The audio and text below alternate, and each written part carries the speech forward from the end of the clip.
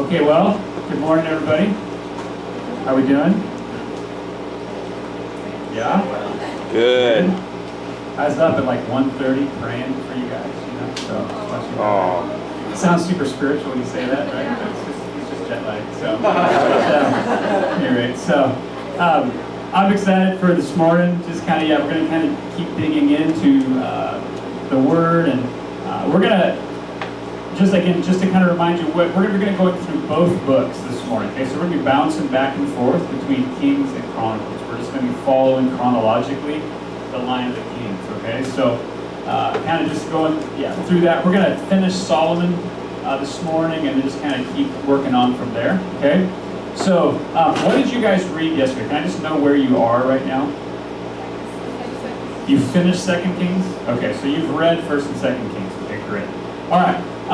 So we're going to be looking this morning. It's always awesome to start with Solomon's fall. We're going to be starting kind of with a little bit of bad news this morning, just to get us rolling, okay? But we're going to be looking at kind of his fall and what that, and then looking at the split of the kingdom, okay? So just a little bit of review. Yesterday we said that, talking about his wealth, we're looking at Solomon's wealth, that he is, again, gets tons of room in both Kings and Chronicles. It was the golden age of Israel. They had all of the nations were subject to them. People were coming from other nations to hear about the wisdom of God. I mean, they were doing great, right? And then, now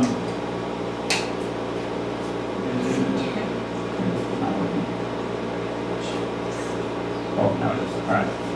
And just, a couple of things that I think were I want to just highlight from yesterday. Okay, we looked at Deuteronomy 17. If you remember that from Deuteronomy, it was God laid out the rules for the king. It said, okay, if you want a king, that's fine. He says you can have a king, but here's the things it needs to do. The first thing it says in Deuteronomy 17, he must not acquire many horses. Now, what does that mean? Why did God say not too many horses? Does God have an issue with horses? Like, what do you guys think that represents? Yeah.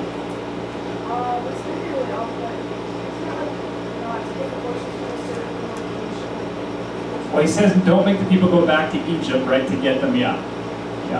The issue with horses is that represented military strength, okay? So when it was like don't acquire too many horses, basically God was saying don't concern yourself with getting too built, like you don't have to put your trust in military strength. That's not where the king needs to rely, okay? So that was the issue. And of course we know that it says in 1 Kings 10 that Solomon did that. He made people go back to Egypt. He got horses from Egypt, so he didn't listen to that.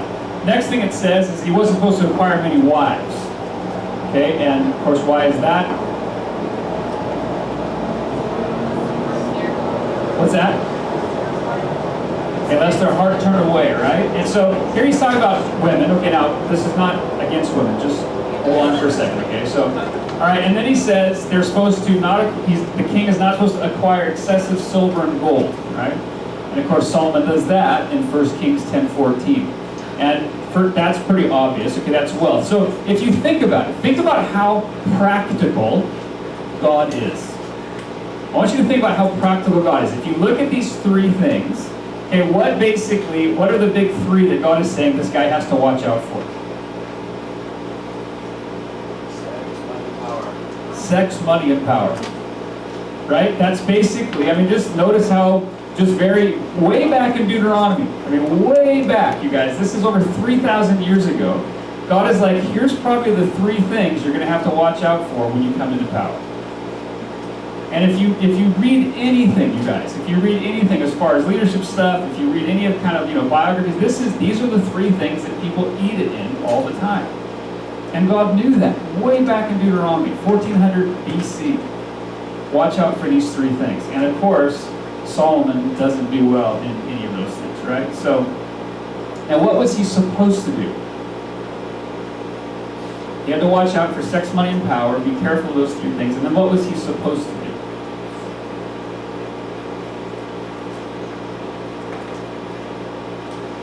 Anybody remember?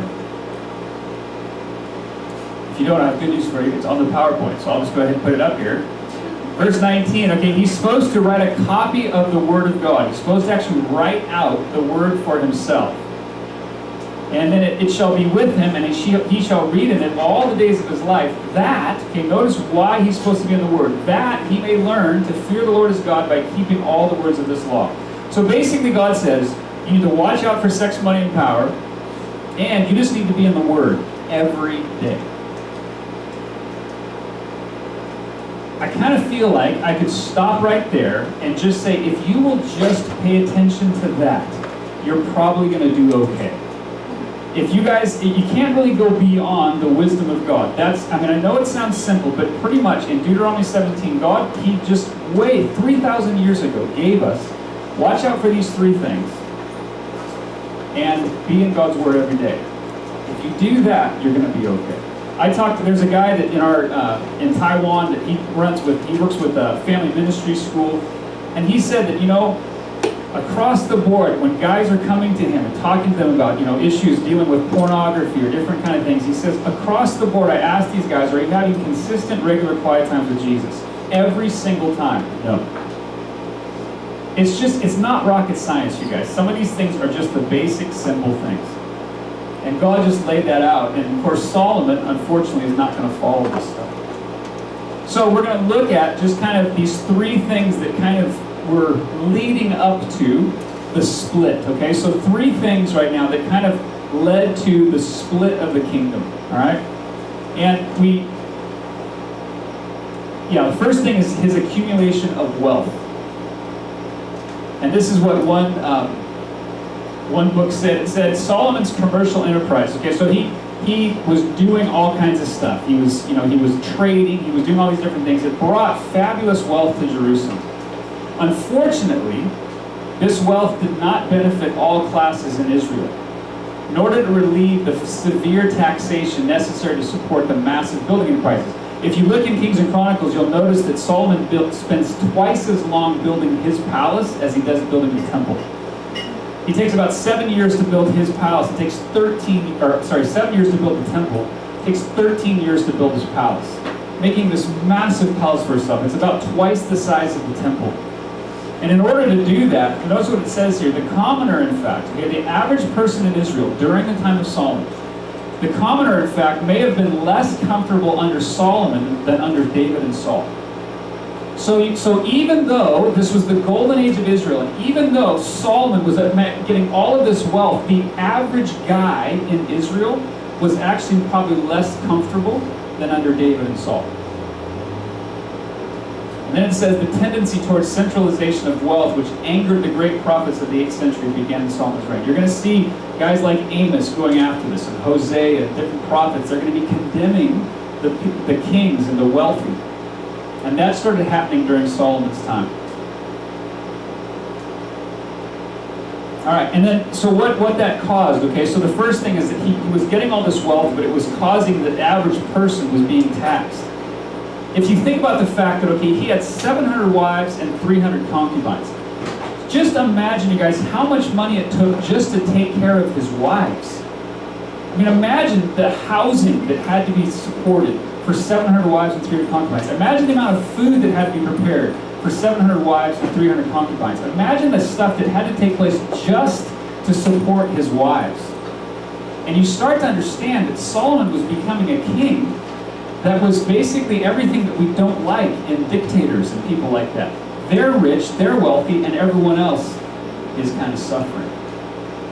And the second thing that happened during Solomon's reign is there was this thing called a corvée, which is a fancy word. A corvée just basically means forced labor. And this also says the expansion of economic life in Israel and the increased burden of central government administration made the imposition of direct taxation a necessity. Okay, so you have to start taxing the people. This took the form of the corvée, or forced labor. Okay, so this was basically Solomon was making people slaves. Originally, the corvée had been intended for the non-Israelite inhabitants of the land, but the ambitious nature of the commercial and building projects Solomon was promoting demanded the energies of the Israelites in the corvée also. So what happens is that Solomon actually starts forcing Israelites into forced labor. 30,000 Israelites become slaves during Solomon's reign. And they have to do this rotation where they're on for 2 months and off, or on for 2 months, off for a month, right? And they're being forced into slavery. Now, why is this fancy word corvée, why is this significant? He has this forced labor. Who is in charge of the corvée? Does anybody know? It's a very significant person we're about to start talking about. Who is the leader? Who is the guy that kind of represents the forced labor in Israel? Starts with a J, ends with an Jeroboam. Okay, so it's Jeroboam. Okay, so he is going to be the guy that's going to come to. He's going to come to Rehoboam and he's going to say, you know, your father made our yoke heavy. Would you lighten up our yoke? You guys, you know that story, right? So this thing, basically, you guys, what you have to understand is that Solomon was beginning to be seen as basically an oppressor of the people. His legacy, for a lot of the Israelites, his legacy was, he made our yoke heavy. That was Solomon's legacy. He made it hard for us. And Jeroboam comes after the death of Solomon. He comes to Rehoboam and he says, your father made our yoke heavy. Would you please lighten our yoke? And of course, Rehoboam doesn't do that. This is so different than David. And if we want to make another contrast between Solomon and David, Solomon was seen as an oppressor of his people.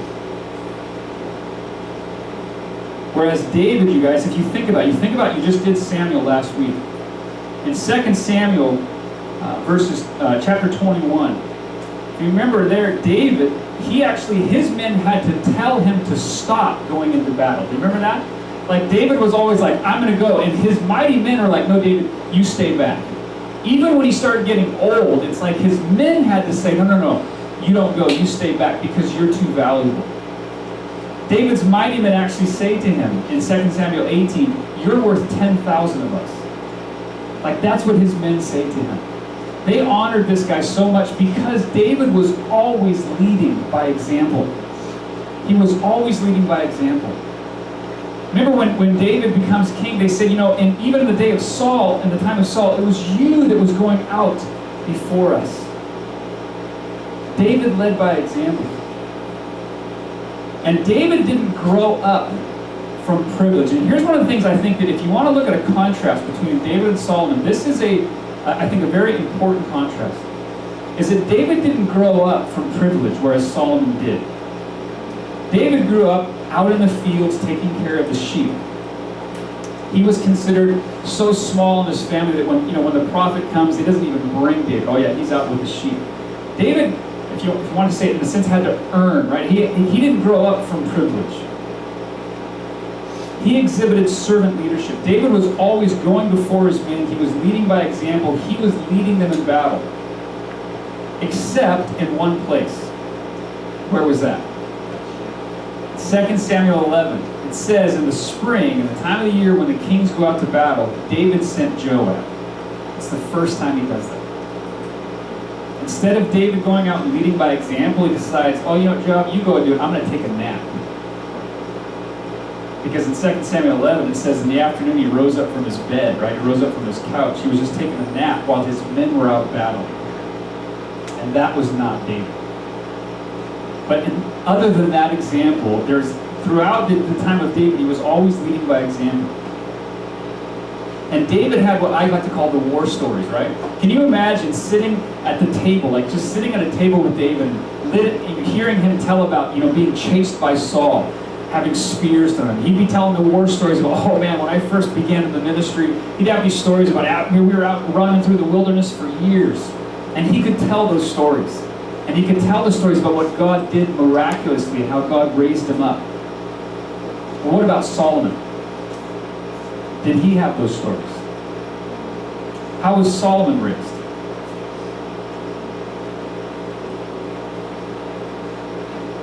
How was Solomon raised? He didn't really have to work for it, did he? He was raised in privilege.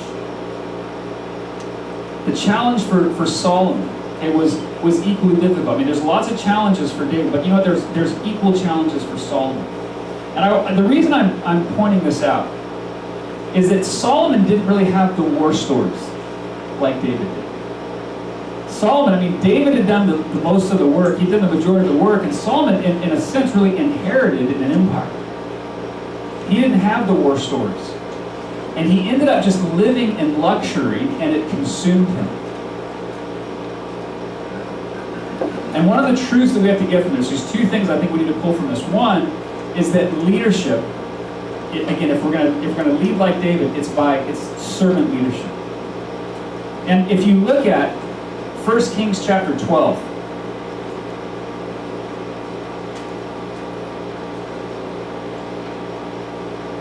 in 1 Kings chapter 12, we'll see this in a second. I'm going to look at it right now, but there's an example of servant leadership in there, that the men that were with Solomon talked about servant leadership. I believe that they saw this.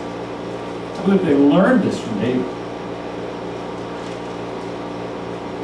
But we have to lead by example. If we're going to be leaders, I remember one leader in Wyoming. This guy, I won't mention his name, but he is a very prominent leader in Wyoming. Really great guy. And one time I was listening to him talk about leadership, and he said that one time a young guy came up to him. He said to this guy, he said, how can I be a leader like you? And he said, this guy, it was clear to me that this young man had no idea what leadership was. He says, because as all of us know, leadership sucks. That was his quote. And what he meant by that is that he started to talk about that actually true leadership, servant leadership, you guys, if we're going to be leaders, what leadership means is that you're the first person to show up and the last person to leave. That's what leadership means. And you can go on and on about what it looks like, and that's who David was, but that's not who Solomon ended up. Solomon ended up taking his privilege and living in it, and it consumed him. And so true leadership, if we're going to be leaders like David, it's servant leadership. The second thing is this, is that, again, because Solomon didn't have the war stories, then what happens? How many of you guys, again, many of you in this room, we probably, most of us maybe, have not had the opportunity to go pioneer things or to do new things. A lot of us have inherited what other people have done.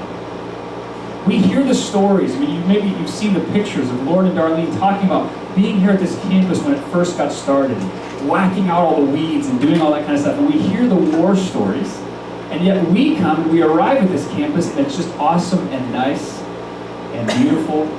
Or we hear other people telling their stories of pioneering, and some of us maybe in our hearts are like, man, I don't have those kind of stories. I'm not a pioneer. I haven't had that chance to do that. But what about us? What do we do? God isn't going to maybe call all of us to pioneer. But what happened with Solomon is he just got content. And again, he missed out the point of why God had blessed him. God had blessed him to be a blessing.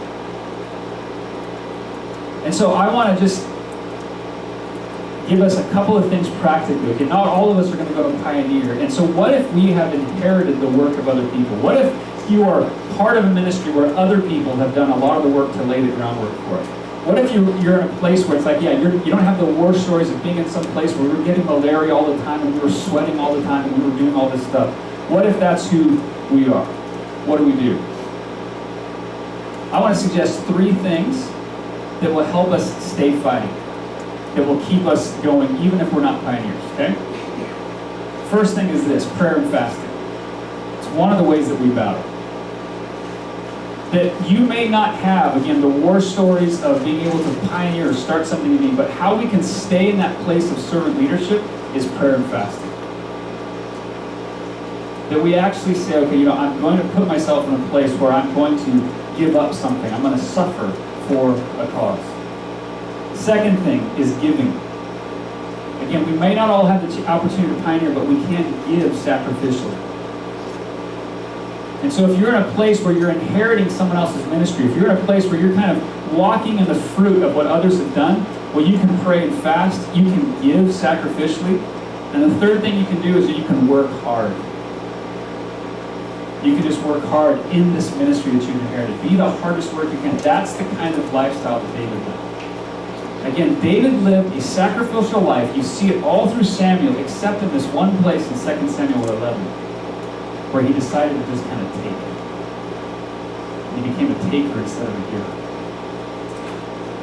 Solomon does the same thing and ends up ruining it. Right, so one of the things it says he shall not acquire many wives, right? That's what Solomon's not supposed to do. We looked at this yesterday. He loved the Lord and he loved many foreign women.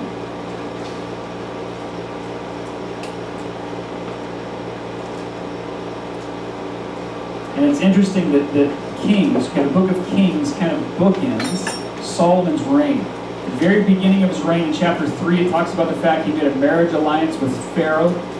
He takes the daughter of Pharaoh.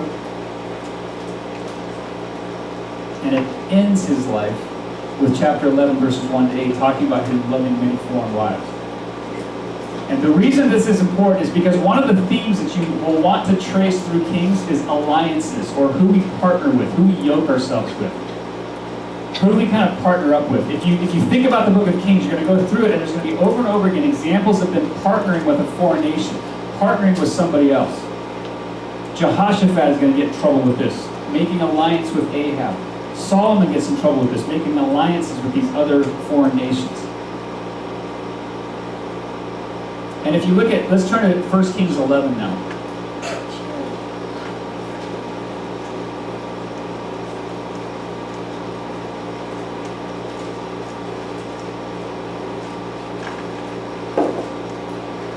First Kings 11. Now King Solomon loved many foreign women, along with the daughter of Pharaoh, Moabite, Ammonite, Edomite, Sidonian, Hittite women. Verse 2, from the nations concerning which the Lord had said to the people of Israel, you shall not enter into marriage with them, neither shall they with you, for surely they will turn away your heart after their gods. So here we're quoting Deuteronomy chapter 7. Okay, verse 2 is quoting Deuteronomy chapter 7. God had said way back in Deuteronomy, 400 years before Solomon, don't marry these other nations because they will turn away your heart. And one of the things that's always struck me about this passage is what I call the humility of God. I think this shows the humility of God, the honesty of the scriptures. That God says, if you yoke yourself to the wrong people, you're not going to change them, they're going to change you. God is very honest with us here. And again, so practical. I love how practical God is. He's very honest.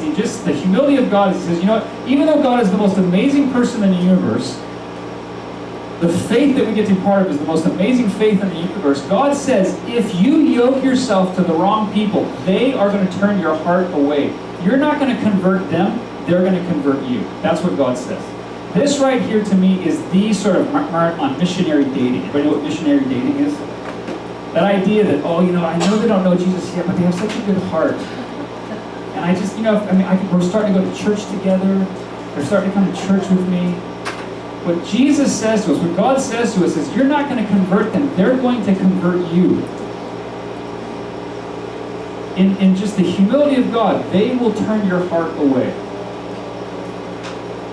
I want you to think about this. Psalm 1. What is Psalm 1:1? Does anyone know how it begins?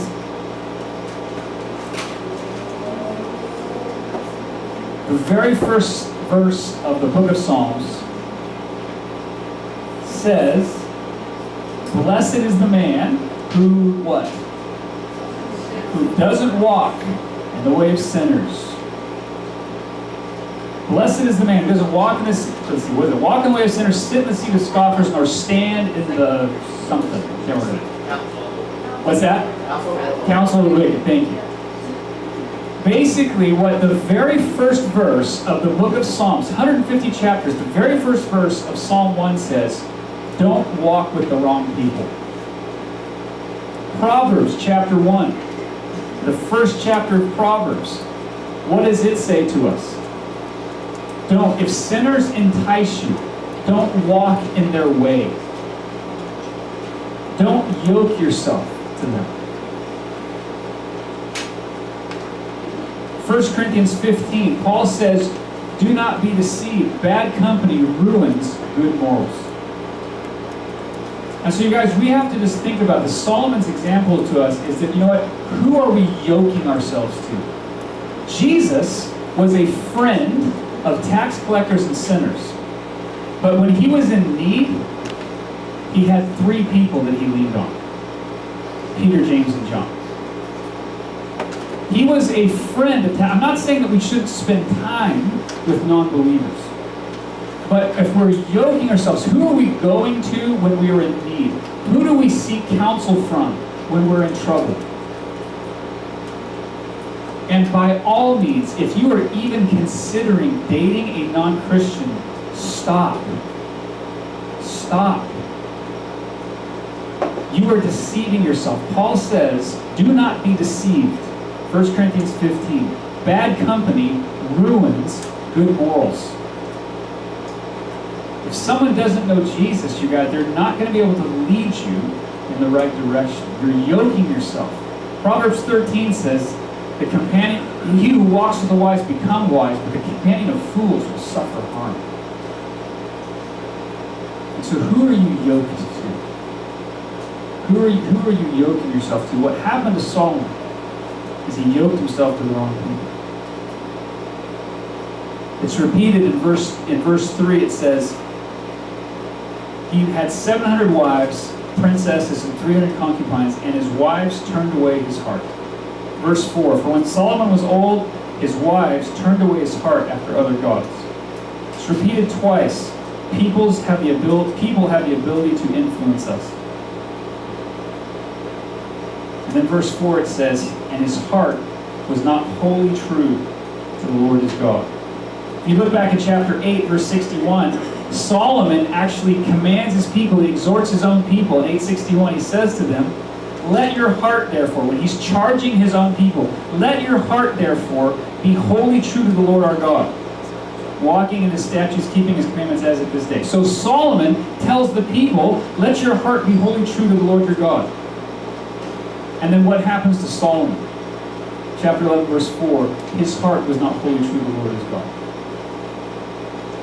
So what that means is your good intentions don't mean jack if you're going to yoke yourself to the wrong people.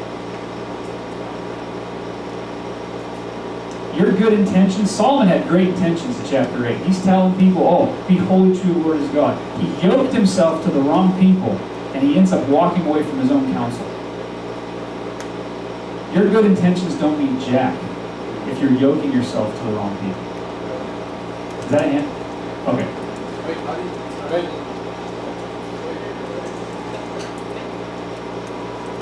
First, can you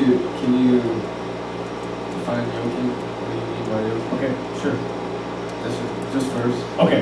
What I mean by yoking is, I guess, two things. One, I think in the most obvious way, 2 Corinthians chapter 6 talks about, yoking ourselves to unbelievers. Paul's talking about the context of marriage. So first is, in marriage, who's going to be that person? Your spouse is going to be the biggest influence in your life, first and foremost. More than anybody else, your spouse. So that's the first thing. But then, before we get married, okay, or apart from marriage, I'm talking about who are those people that we confide in? Who are those people that we go to for counsel? Who are those people that when we're weak, they're the ones that we're going to for help? Who are those people that are on the inside with us? And then how do you determine between the differences in wicked and broken people? Because I think that in a sense all of us have wickedness, Sure. in a sense. So For how sure. do you determine the difference? Okay. Real quick. Basically, is someone's life pointed towards Jesus? Is Jesus the center? Is, again, not talking about maybe their distance to or from, but basically is the direction of their life pointed towards Jesus? If their direction is towards Jesus, we can have lots of brokenness, but still be pointed towards Jesus. And are they pointing us towards Jesus? In my life, times where I have struggled in my faith, times where I have questioned my faith, I've doubted. Praise God, I'm so thankful. I've had a wife that has always said, okay, yeah, but what are you going to do with Jesus, Scott? What about Jesus? What are you going to do with him? And she's always pointed me to Jesus. She hasn't given me the latest kind of popular information, Dr. Phil. She hasn't given me that stuff. She's given me Jesus. And so that's what I'm talking about. So I feel like personally, just to me, I don't know how the class is taking it. I feel like you're telling me what example not to follow, which is Solomon. But Like if it was Jesus, like I know we're not Jesus, but we're supposed to follow that example, right? Right. And he wouldn't. I think he came to, people who didn't know him. Yes. The broken people that didn't know him. Right. And he kind of gave himself to them, in a way. Sure. You know what I'm saying? I do. What's the difference in like that? Like how can we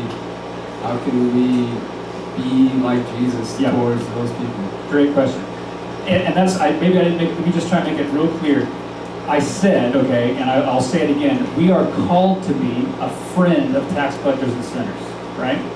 But when Jesus was weak in his time of need in the garden, who did he go to? He didn't go to the tax collectors and sinners. He called a few guys. He called Peter, James, and John. He said, hey, pray for me, right? He called them. So that's what I'm trying to, that's the difference to me. So I think Jesus is our example in this. That he was a friend of tax collectors and sinners, but in his moment of need, there was a couple of people that were close to him. And we need those kind of people in our lives. Now, they ended up failing him, obviously, right? But he was a friend of tax collectors and sinners, but he was close in those moments of need with a couple of people. And that, to me, is the key difference. So just think about that, and again, maybe we can process some more on that. But I do think this is important, you guys, because, yeah, go ahead.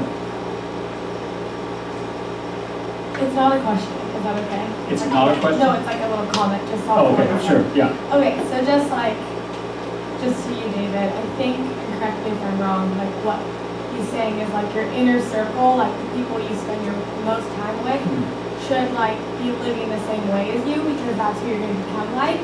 But that doesn't mean we don't have non-Christian friends that we're close to and are speaking like, correct? I mean, we need to be. I mean, Jesus said, I came to seek and save the lost. And we've got to be with the lost. So we're missing it if we're not doing that. But to me, there is, again, the principle of Solomon we see here is that his wives turned away his heart. Paul says, 1 Corinthians 15, don't be deceived. Bad company ruins good morals. There is a sense in which, like if you want to call it the inner circle, whatever you want to call it. And I would say when we say that people who are living like us, I don't know that I would even use that phrase. I would say people whose lives are pointed in the same direction. Because we're all on a journey, and we're in different places on that journey, but at least are we pointed in the same direction. When my wife and I got married, it's like we didn't know necessarily that, okay, well, we have, she's called here, I'm called there. We didn't really know what our calling was, but we knew that our lives were pointed in the same direction. And so that to me is the issue. It's the direction of our lives. So I don't know if that clarifies, David. Does that help? Maybe? Okay. You can think about that some more. But I do, you guys, because I know as I say that, for people who have big hearts, and I hope we all do, but for people who have big hearts and want to be around non-Christians, you hear that, and that sounds so exclusive. It is. Sometimes we have to be exclusive. And it's in those moments of need, we have to be very wise in who we're going to go to. All right? So I submit that to you guys, and you can think about it some more, all right? All right, so, where am I? Okay, so last thing, again, that Solomon is kind of a picture. When we think about his dash, we think about what Solomon's sort of legacy was. Is that in a sense, basically his legacy is he took all this stuff and he lived for himself. That was his legacy. The legacy of Solomon for Jeroboam and a lot of the men was, your father made our yoke heavy. That was his legacy. And that's not who we're called to be. And and as Daniel pointed out, what I said yesterday is that he missed the point of God's blessing. This is, obviously I got this from a different PowerPoint, but the Abrahamic covenant was that God blessed one man so that they would bless. He blessed one man or one nation so that they would become a blessing. And a friend of mine says it this way. He said, God's blessing is like manure. Everybody know what manure is? Basically, it's poop, right? And he said, God's blessing is like manure. If you spread it out, it actually makes things grow, and it's a blessing. But if you pile it up in one place, it just starts to smell really bad. And I think that's a great way of talking about God's blessing. Solomon, it started to smell bad with him because basically he had just piled it up in one place. And that was, in a sense, sadly, his legacy. He missed the purpose. And yesterday we finished with that video talking about, the task, where we are with missions. the fact that Americans spend more money on pets, on costumes for their pets, than they do for missions. That's not a good statistic, guys. It's not a good thing. So where are we in this blessing that God has given us? What are we doing with it? Are we giving it out? What are we doing with the blessing that God has given us? We don't want to follow the example of Solomon. All right. So then we get now to this next king. We get to this guy Rehoboam. Okay? And so we're now going to start moving on from Solomon, and we're moving now to, again, other than the exile, other than the destruction of Jerusalem, we're getting to the second, probably most significant thing, and that's the splitting of the kingdom into northern and southern. Yeah. Quick question before you go into Yeah. This is great. I love classes that ask questions, guys. It's awesome.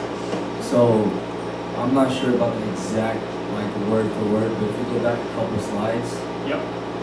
you gave a verse that said something about, where King Solomon loved many foreign women. Yeah.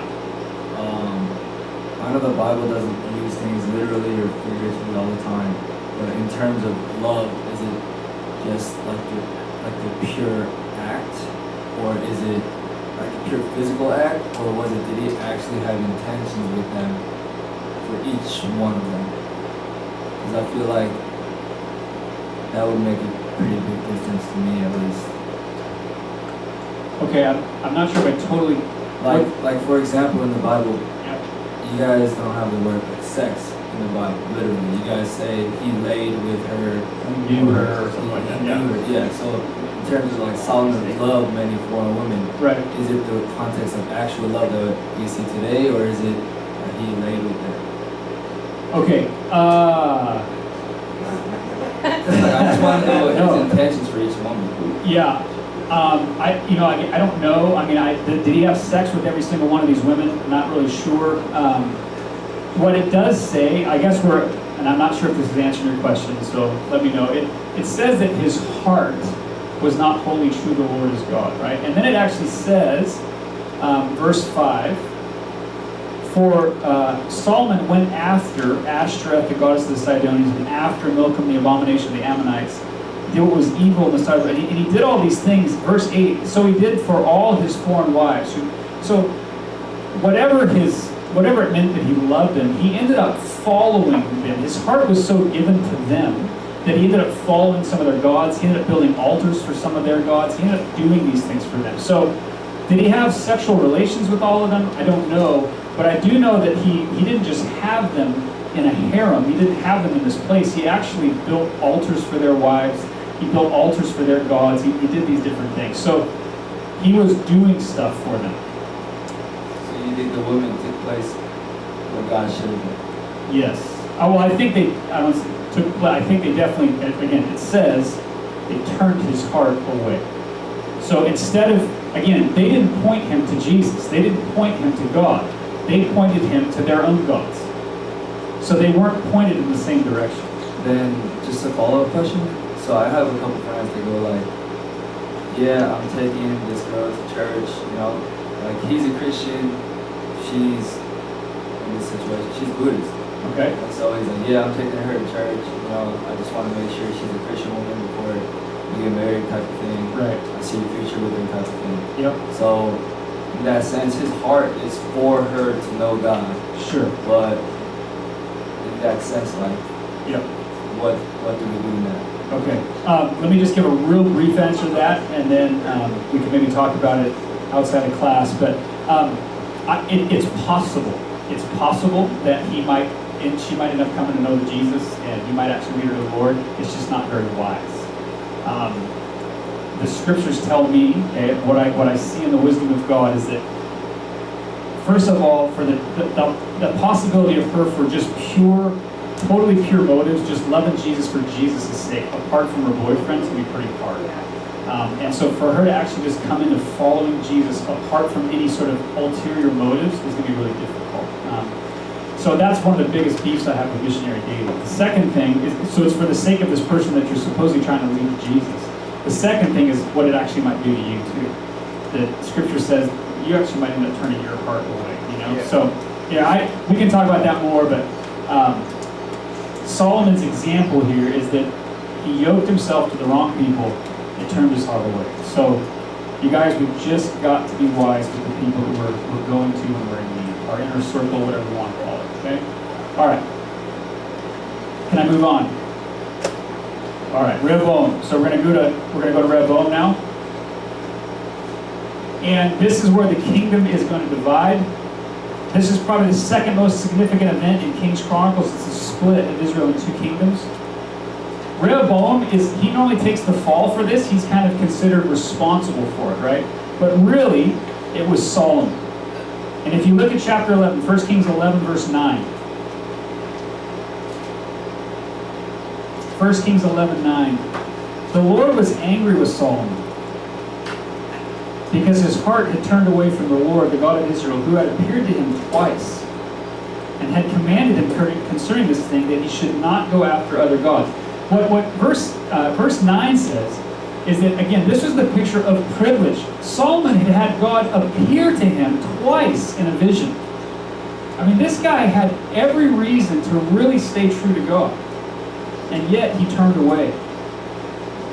But he did not keep what the Lord commanded. Therefore the Lord said to Solomon, since this has been your practice and you have not kept my covenant and my statutes, I will surely tear the kingdom from you and will give it to your servant. So, even though Rehoboam is going to take the fall, even though he's going to be the agent, he's going to be the one that God uses to split the kingdom, it was because of Solomon's sin that the kingdom ends up getting split. So I don't want to say, I don't know if we should say it's not his fault, but basically it's just a result of Solomon's sin. And as a result, God is going to tear the kingdom from Solomon. And he's going to give it to this guy named Jeroboam. God in verse 14, God raised up an adversary against Solomon, the Edomites. Verse 23, God raised up an adversary, the Syrians. And then in verse 26, Jeroboam, the son of Nebat. This guy is also going to lift his hand up against the kingdom. So because of Solomon's sin, we're going to see these different enemies now are coming against. This is judgment on Solomon. But what I want you to notice is in chapter 11,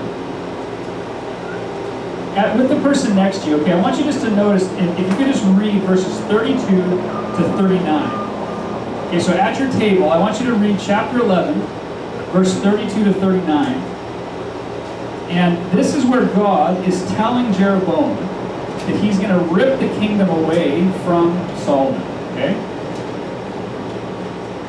And I want you just to read verses 32 to 39 and see what is repeated. There's a repeated idea in verses 32 to 39. Okay, so just with the person next to you at your table, I want you just to read verses 32 to 39 and try and ask what is the repeated phrase or idea in those verses. Yeah. Chapter 11, 1 Kings 11, 32 to 39. So just at your table, read those verses, and there's something that's repeated about 7 times in those verses. And I want you just to see what that is, okay?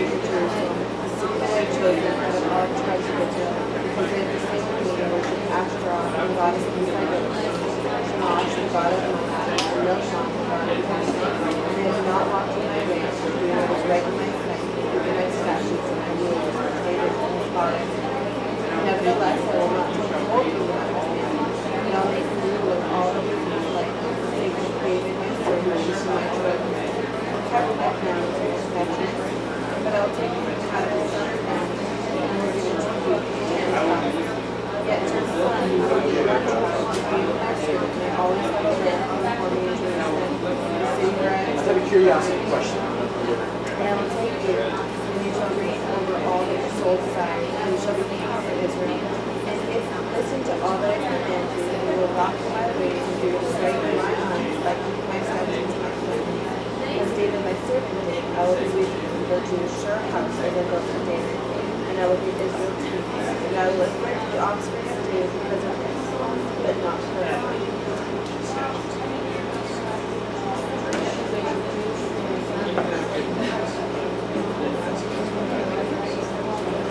David my servant, you will look right in my eyes.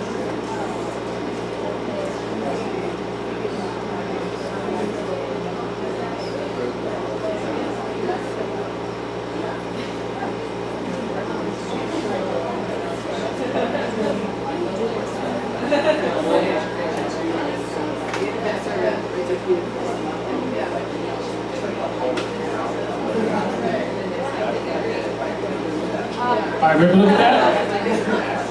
What did you guys see repeated in there? David. Okay, good. What about David? He's the standard. Okay, yeah. What else? It's for his, right? Did you see that kind of repeated over and again? It's like, you know what, I'm gonna tear the kingdom away, but for the sake of my servant David, I'm not going to do this. Or, you know, I'm not going to wipe all of it away, right? And he repeats that over and over again, as David did, for the sake of David. And I want you just to, we're not going to make a big point on this, but just something I think is interesting is that really is a picture of the gospel. That really is a picture of the gospel, right? Ephesians chapter 1, if you know Ephesians 1, it says that, you know, blessed be the God and Father, Lord Jesus Christ, who has blessed us in Christ with every spiritual blessing in the spiritual heaven. Every single spiritual blessing we have is because we are in Christ. It's for Christ's sake. If you read Romans chapter 8, it says every blessing we have is because of Christ. Everything that we've been given, you guys, is for someone else's sake. It's because of Jesus. And really, this is almost, in a sense, this is kind of a picture of the gospel that Solomon and Rehoboam and Judah is not going to get totally wiped out here for the sake of someone else. It's for David's sake.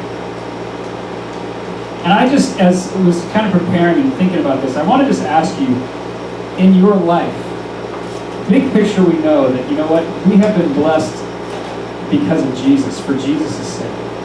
But is it possible that also that in your life you've been blessed because of someone else's sake? Who are the people that have gone before you? I really believe that, you know what, there has been a blessing on my life because of some of the people that have gone before me. That I am blessed, that God, I think, may have really conferred some blessing onto my life because of some people before me. And I would just encourage you, as you're going through this book, just to think about that for a second. Are there people that you haven't thanked recently? Are there people that you have honored or need to honor? That, you know, it's like, you know what, there's some blessing on my life because of you. There's some blessing on my life because of you. And are there those people in your life?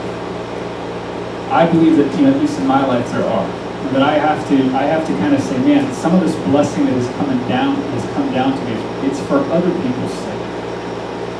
And that was what happens here, that over and over again he says, I'm not going to strip the whole kingdom away for the sake of David. Ultimately, it's a picture of Jesus.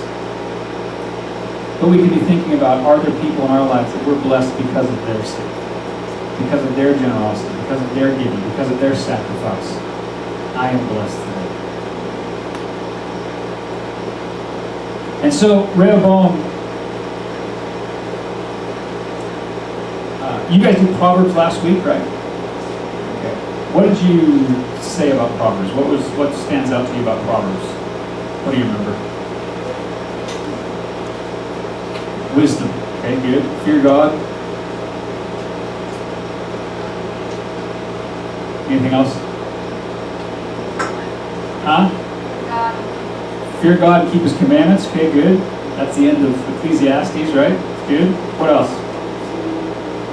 Proverbs 31 woman. All right, good. That's important stuff. Yeah. Contrast between like the fool and the wise man. Okay, the contrast between the fool and the wise man. What's the difference between those two people? That's fear the Lord. Okay. And the other one, there's a lot of Okay, good. What has the fear of the Lord? One of them does a lot of other things. Okay, good. One theme that I would encourage you guys to look at in the book of Proverbs, I love Proverbs, and one of the books, or one of the themes that I encourage you to look at is the mark of a wise man in Proverbs. One of the marks, and obviously the fear of the Lord, but how that's evidenced is whether or not they're open to rebuke. Are they a good listener? I'd encourage you to go back through Proverbs and look at the fact that it talks about how we view correction and who we go to for counsel. Are we good listeners? That is one of the marks. And don't just take my word for it. Go back to Proverbs and look how many times it's repeated. Over 30 times it's repeated. How we view correction. Do we have people in our life that are speaking into our life? Who do we go to for counsel? And it's interesting that for Rehoboam, one of the key themes of Proverbs is who we listen to, and yet Solomon's son doesn't listen. The kingdom divides because he doesn't listen to the right people, and he does listen to the wrong people. If you look at 1 Kings 12, the kingdom splits because he doesn't listen to the right people, and he does listen to the wrong people. In 1 Kings 12, Jeroboam and all the assembly, they come to him, they say, "Your father made our yoke heavy. Now therefore lighten the hard service of your father and his heavy yoke on us, and we will serve you." Verse 5, he said to them, "Go away for 3 days and come again to me." So the people went away.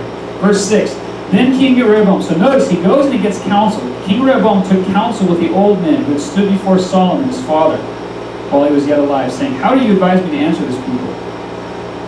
Verse 7, they said to him, "If you will be a servant to this people today and serve them, and speak good words to them when you answer them, then they will be your servants forever." You guys, this is not the wisdom of the time.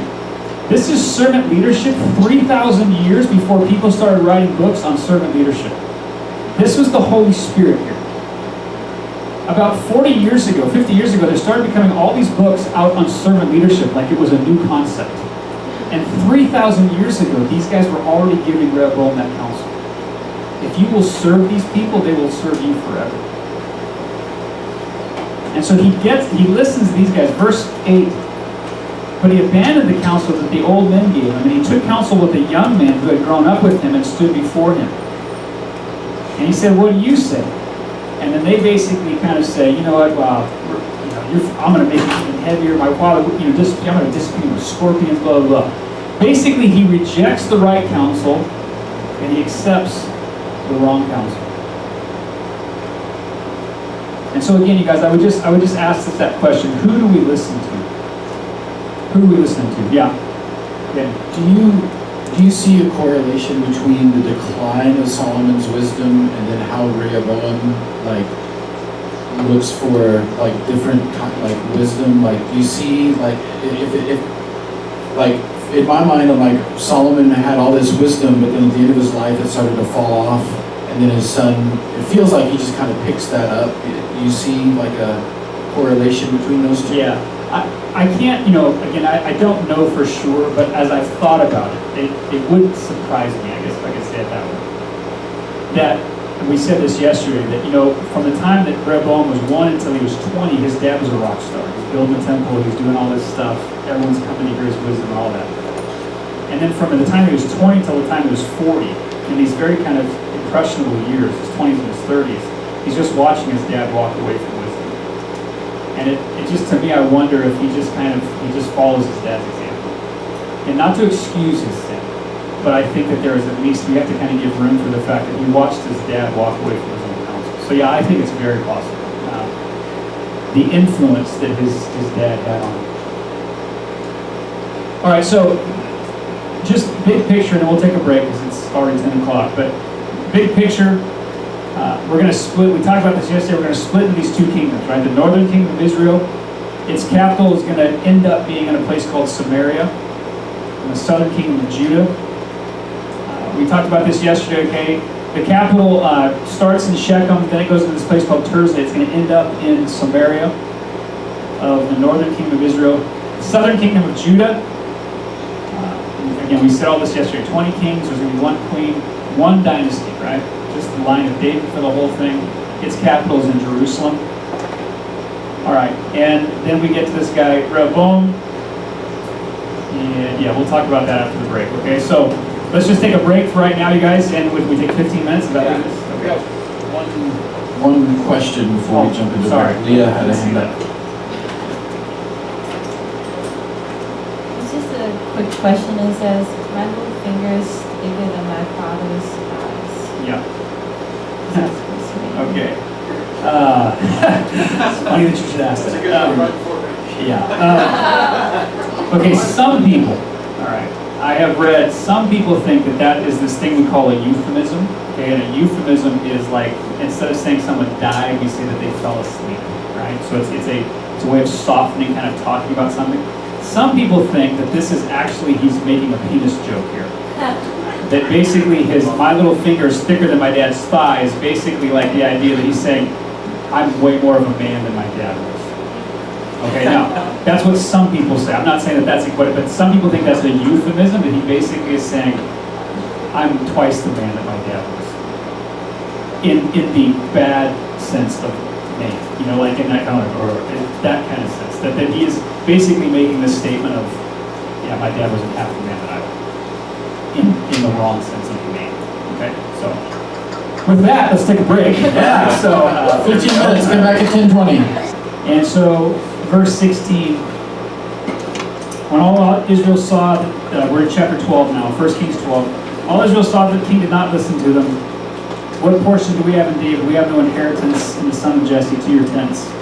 And so then they split up, right? And so Jeroboam is going to now split. We're going to go into the northern kingdom of Israel, and we're now going to have the southern kingdom of Judah. And I want to look at, we're going to move down to verse 25, because Jeroboam is going to become like what we call the anti-David. Okay, David is going to be the standard of goodness, of godliness. You know, he walked in as his father David did, right?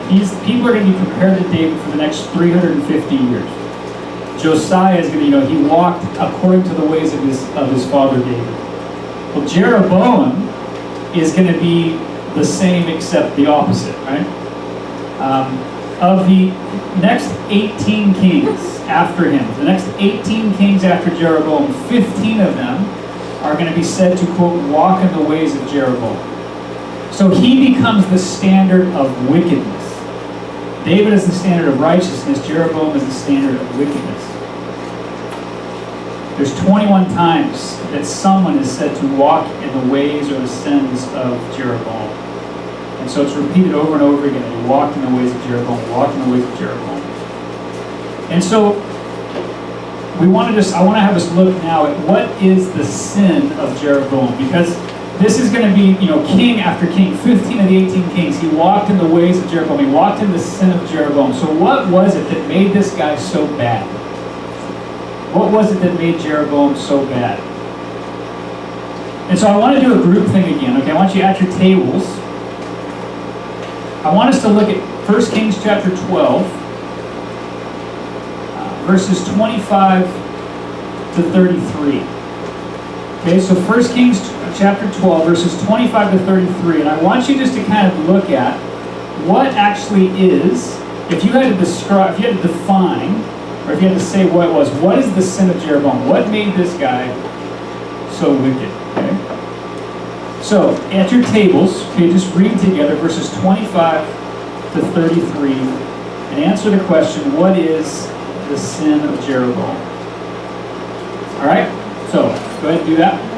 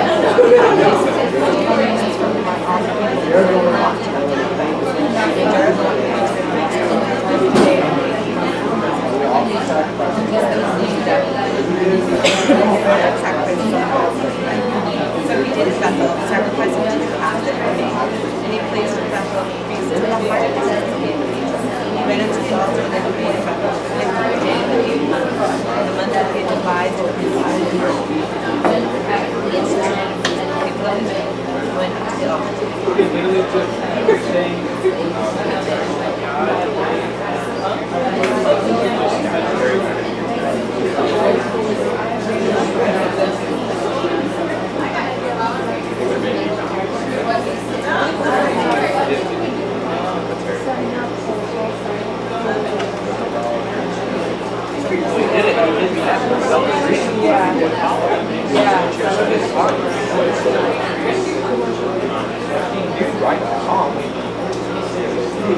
Yeah, he knew that it puts people.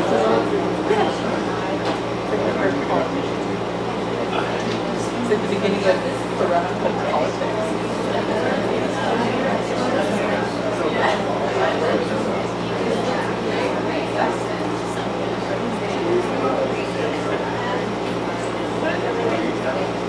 Not as good as this lunch tomorrow. Or later today. Actually, I should take some.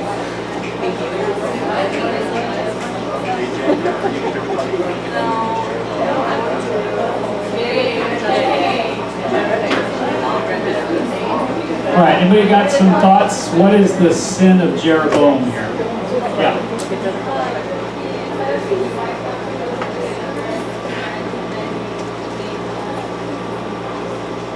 Okay, so he listened to the wrong counsel and then he made golden calves. Okay, good.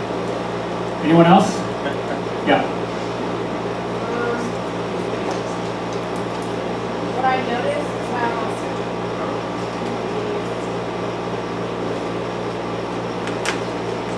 didn't want the heart of people to go to God. Didn't want the heart of people to go to God. Is it okay? He wanted their hearts to sway towards what he thinks God or what Okay. the calves, and basically he was making gods himself, man-made God, and claiming what that means for himself. Okay, all right, good. Anyone else? Yeah.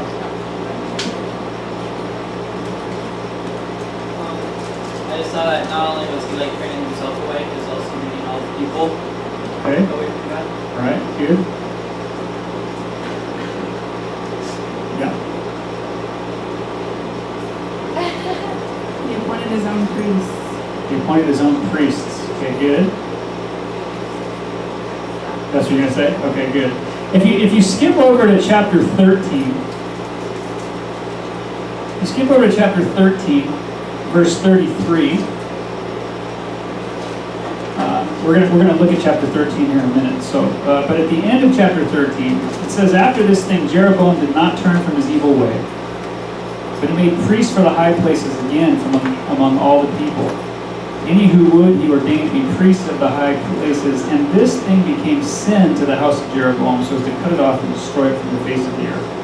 All right, so when we think about what was the sin of Jeroboam, in verse 28, obviously in chapter 12, verse 28, he made these two golden calves, right? So we have kind of like what we would call the anti-Exodus, right? It's kind of, I mean, if you think about it, he's instead of leading the people out of Egypt, he's actually kind of leading them back to Egypt. It's almost like he's coming back to where they had formerly been. Verse 28, he makes these two golden calves. The wording of verse 28 should sound familiar to you. It's exactly like Exodus 33. Remember when Aaron throws the gold and it's like, "Behold, O Israel, your gods," right? So he's going back to their old former lifestyle. Verse 31, he makes temples on the high places.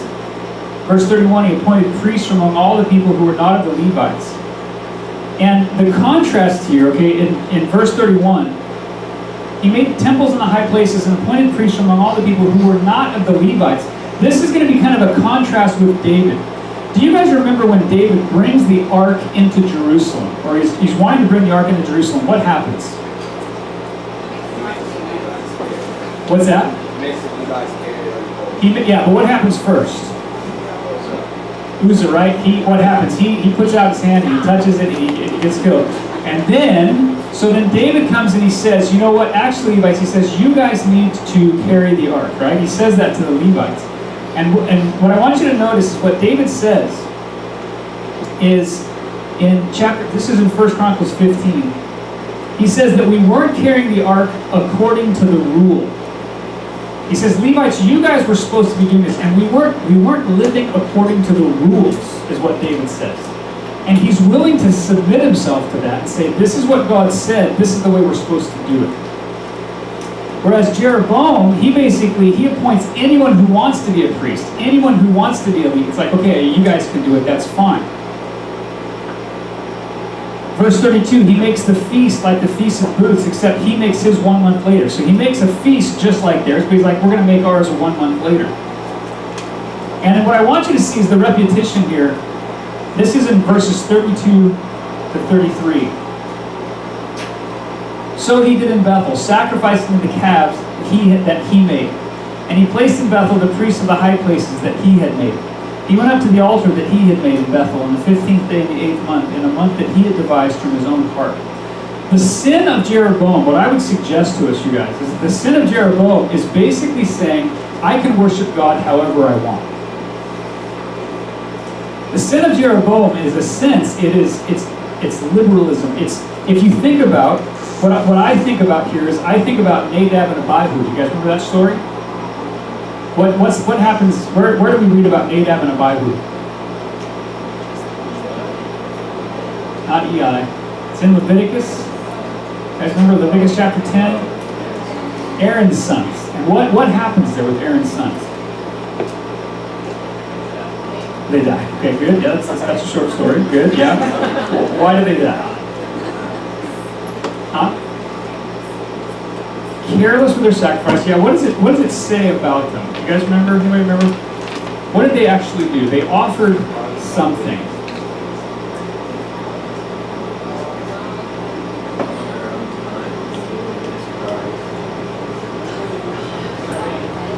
Strange fire is the phrase that sometimes is used there, right? It actually says that they took their own they took their own stuff and they said, you know what? We know that this is the way God said we're supposed to do it, but we're just going to do it like this instead. And God, in Leviticus 10, is very serious about that, and he actually strikes them dead. In 1 Chronicles 15, David, even though God had said the Levites are the ones who are supposed to carry the ark, it's like, well, no, these guys can carry it. God shows again that he's very serious about that.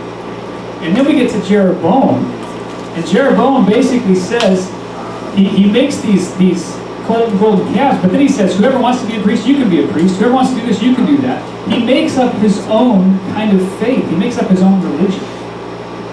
And that, it says, this thing, in chapter 13, this thing became sin to the house of Jeroboam. And so I would say there's two sins. There are two things that Jeroboam did. One is idolatry. That's the most obvious. He makes golden calves and he says, here, worship these things. That's the first thing with Jeroboam's sin, is that it was idolatry. But the second thing that I think is more subtle is basically the idea that, yeah, I know God said this, but we're going to do it this way. It's probably fine. He makes up his own faith. Even though God had said, this is how it's supposed to be, he kind of thinks, I'll do it on my own. And I think that the sin of Jeroboam here is what we call, sometimes we would call it syncretism. It's this idea that we can just kind of take all these different things and make up our own religion. Worship God however you want. All right, so as I was thinking about that, so what is that? What is the significance of that for us? I'm going to throw something out there that might be a little bit, I don't know if controversial is the right word, but I just want to kind of submit something to us. We are in a time right now that is very anti-institution. A lot of people are pooping on the church.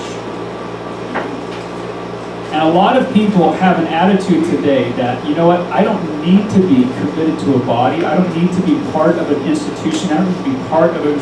I'm just going to love Jesus. It's just me, Jesus, and my Bible. I'm fine. Me and my buddies hanging out at the beach, that's church. And I want to just kind of put out there and suggest to us that we have to be careful. Am I saying that that's sin? No, that's not what I'm saying. But what I am saying is that we have to be careful that what does God say about worship? And God talks about his people getting together in groups he talks about this thing called the church. He talks about the way the church is supposed to work. He talks about what the church is supposed to look like. And I just, as I was thinking about this, Jesus said in John chapter 4 that the Father wants people to worship him in spirit and in truth, right? He wants both of those things. Well, what does that look like? Here's again, this is a quote from this book that I've been reading.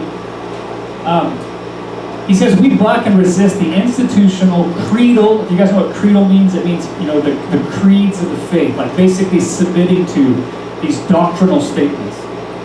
We block and resist the institutional, creedal, restrictive, sacrificial elements of church life because ultimately we've been formed by our culture to self-create. To self-create, one needs freedom, no responsibility, nothing mundane, no binding relationships or communal commitments, just free space in which to indulge our fantasies of our own godlikeness. Gnostic believers are ultimately anti-institutional believers who see no purpose in the benefits that institutions can bring. I know that's a big mouthful, okay? But the idea there basically is that, again, we're at a time and a place where people are starting to say, I don't need to that's the way they used to do it, we don't need to do it like that anymore. And I would just kind of have you think about the sin of Jeroboam, this idea that I can worship God however I want. And how does that go with this faith that's been passed down to us, the creeds that have been passed down to us, just the discipline of gathering together with believers? And simply, I would ask us, you guys, are we committed to the local church? Are we committed to the local church? Or do we kind of just come up with this, I'm going to worship Jesus however I want. I don't need to do it the way other people. I don't need other people. I can do it however I want. I think these two things are tied together. God seems to take seriously that we not only that we worship, but there's a way to do it. And if you look at the New Testament, I know you're not there yet, but you're going to get to the New Testament soon, you're going to see that God actually puts his people together in committed groups of fellowship. He actually has fellowships that have leadership, that have elders, that have those kind of things. He actually likes to put his people together in groups of people where they're actually different ages. If you look at the book of Titus, older men and younger men are supposed to be in the same church. Older women and younger women are supposed to be in the same church. We're supposed to be around people who aren't like us. And yet in our generation, oftentimes we get these fellowships where it's just me and my buddies. We're all the same. And it's actually good to be around older people. It's actually good to be around people who are different than us. And so I would just submit to us, you guys, I would just kind of have you think about it. The sin of Jeroboam was golden calves, very obvious, but it was also this idea that I can worship God however I want. And in your own life, in our lives, do we have that same sort of attitude? I don't need the church. I don't need others. I can just worship Jesus on my own. Yeah.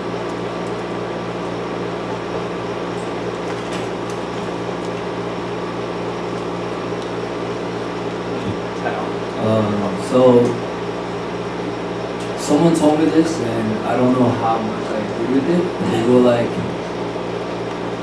people always talk about, hey, I don't go to church because church is full of hypocrites, right? Right. And so my friend was the one. He said, well, you either sit in church with those hypocrites or you go to hell. Like, just very bluntly put. You either sit with them. Right. And you stay in church because that's how you go to hell. And in that aspect, like, I just want to know, the Bible is so, sometimes to me it feels really vain.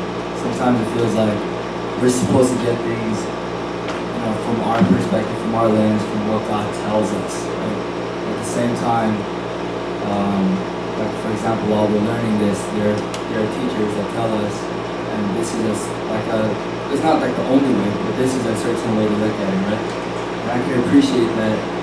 The only question that I have sometimes is like, in this point of view that you have,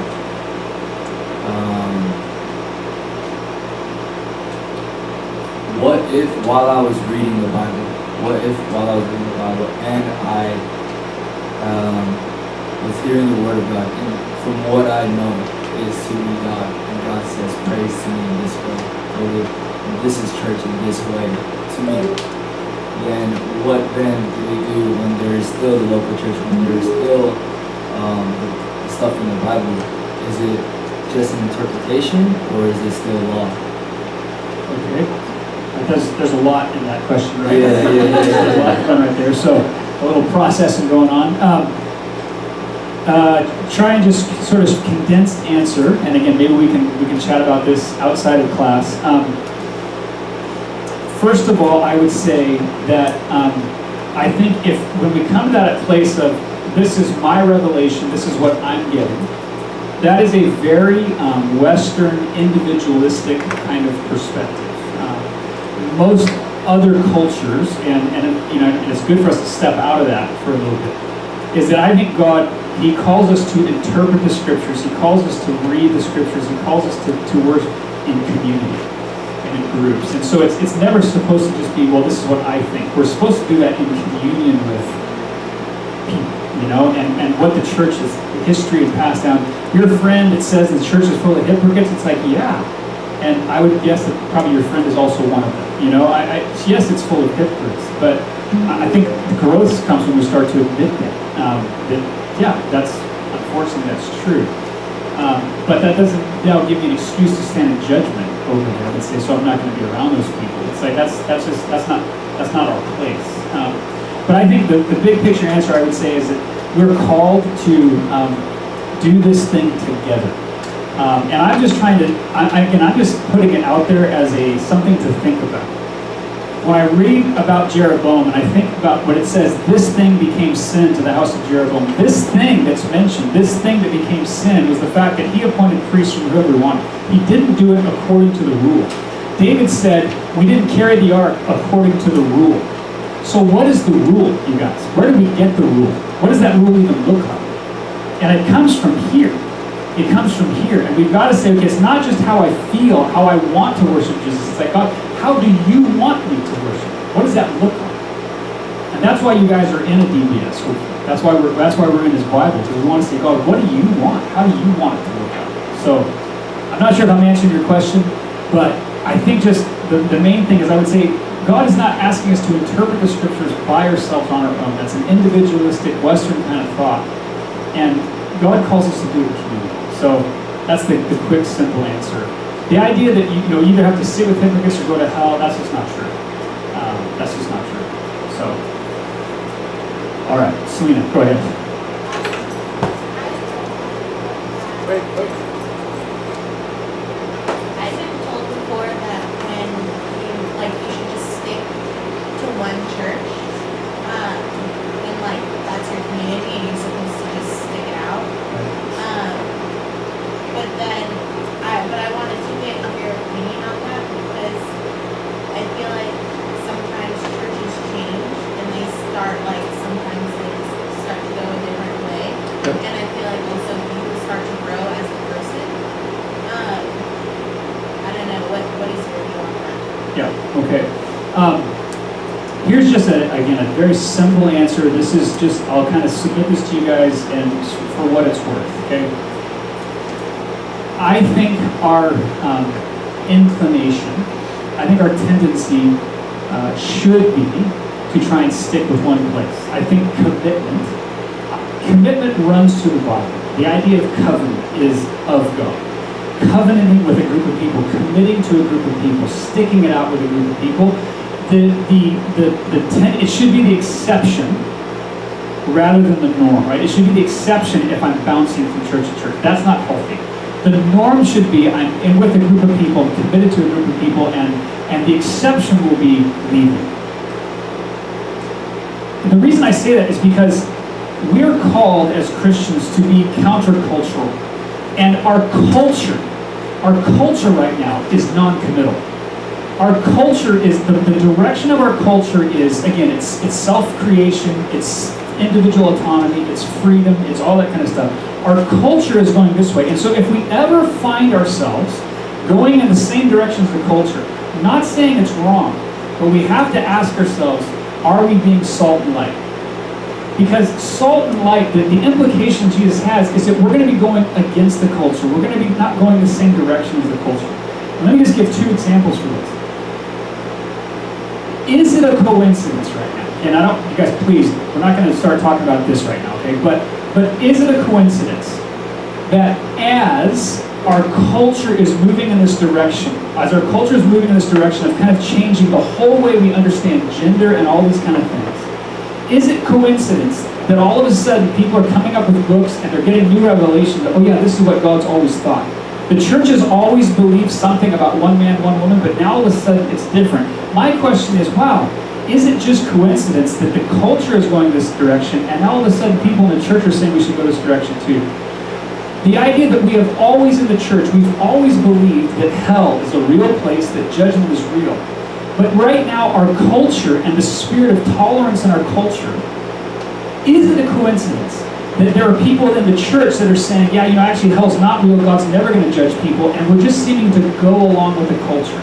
Now, I'm not saying, okay, that they're necessarily wrong, but I think that we have to kind of put a flag up and kind of pause for a second and say, man, if I find myself going along with the culture, I need to ask myself, am I being salt and light in this world? And so if in our culture, if our cultural movement is non-committal, contracts don't mean anything anymore, marriage doesn't really mean anything anymore, if our culture is going in that way, if I find myself kind of bouncing from place to place, I gotta ask myself, am I being salt and light? Does that make sense? And so I'm not, is it sinful for you to change churches? No. But you've got to pause for a second and say, you know what? It should be the exception, not the norm if I'm bouncing. God's heart is covenant. God's heart is committed. We see that in the scriptures. So I would just, I would throw that out there, you guys. It's to me, the fact that is it coincidence? It's interesting that our culture is saying this stuff about gender, and now these people in the church are kind of going, oh yeah, that's right. It's like, yeah, but that's not what we've believed for a long, long time. And the idea of hell, we've always believed certain things about it, but now all of a sudden we're saying, well, it's not really real. God would never judge anybody. Okay, man, that sure sounds like we're sounding like the culture instead of being salt and light to it. And so those are just places where I think, and I think it applies to the commitment to the church thing. Again, the spirit of Jeroboam is you can worship God however you want. Well, that's what our culture says. You can worship God however you want. You don't have to believe certain things about Him. You can kind of believe whatever you want. And guys, that's more like Jeroboam than it is like the Bible. So, anyway, is that kind of, yeah? Okay. All right. So, I would just, again, I'd submit that to you guys. The great thing about being a guest speaker is I'm going to leave in a couple of days and you guys can just blast me, and I won't even know about it, right? You can just say, well, that speaker was totally off, and that's fine, because I won't be around it. It's all good. So, but I would, you guys, I think the Bible is given to us. It really is given to us to make us different. And again, right now it's so popular to just dump on the church. It's so popular to just talk about the hypocrites and talk about that kind of stuff. It's like, yeah, but the church has actually done a lot of really good things too. And there's some really beautiful things about the church. And there's some things that you're not going to be popular if you submit to what the church has said. You're going to be going upstream, you guys, if we're going to submit to what the church has said. If we're going to submit to what we've always believed, we're going to be going against the culture, and that's kind of who we're called to be. All right, so the sin of Jeroboam. So we have this idea that he basically says you can worship God however you want. Okay, now, so we're going back to chapter 12. So makes his own feast, makes his own priests, does whatever he wants, and then we get this interesting story in chapter 13. We get this kind of bizarre story in chapter 13. You guys, do you remember the story? You just read it 2 days ago, right? 1 Kings 13. You guys remember this story? A guy comes and he prophesies. Do you remember this? A guy comes and he prophesies, and then another prophet hears that he prophesies, right? And then he goes and he says, hey, you're supposed to come back with me. Like, no, I'm not. Yes, you are. An angel told me. You guys remember this whole story, right? Kind of this, it's a very long chapter, and it's like, what on earth is this doing here? This chapter, chapter 13, is supposed to be a direct contrast to chapter 12. Because what is the repeated phrase in chapter 13?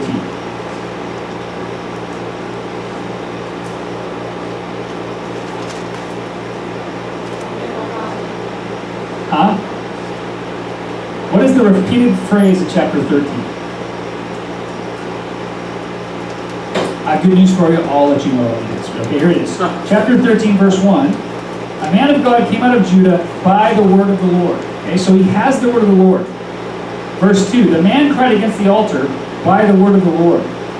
Look at verse 5. According to the sign that the man God had given by the word of the Lord. Verse 9. For it was so was commanded me by the word of the Lord. Verse 17, for it was said to me by the word of the Lord. Verse 18, by the word of the Lord. Verse 20, by the word of the Lord. 21, the word of the Lord. So what is the repeated phrase here? Good, okay. What is the key idea in Kings? Yesterday we talked about. Remember, the key idea in Kings is what is our response to the word of the Lord? Do we listen to the word of the Lord? The word of the Lord, in this phrase, is going to appear 48 times in the book of Kings. The word of the Lord appears 48 times in the book of Kings and 10 times here in chapter 13. So 20% of all of the times that the word of the Lord comes is in this one chapter right here. This chapter is about what do you do with the word of the Lord. Why is that important? Well, because what had Jeroboam done with the word of the Lord? Totally disregarded it.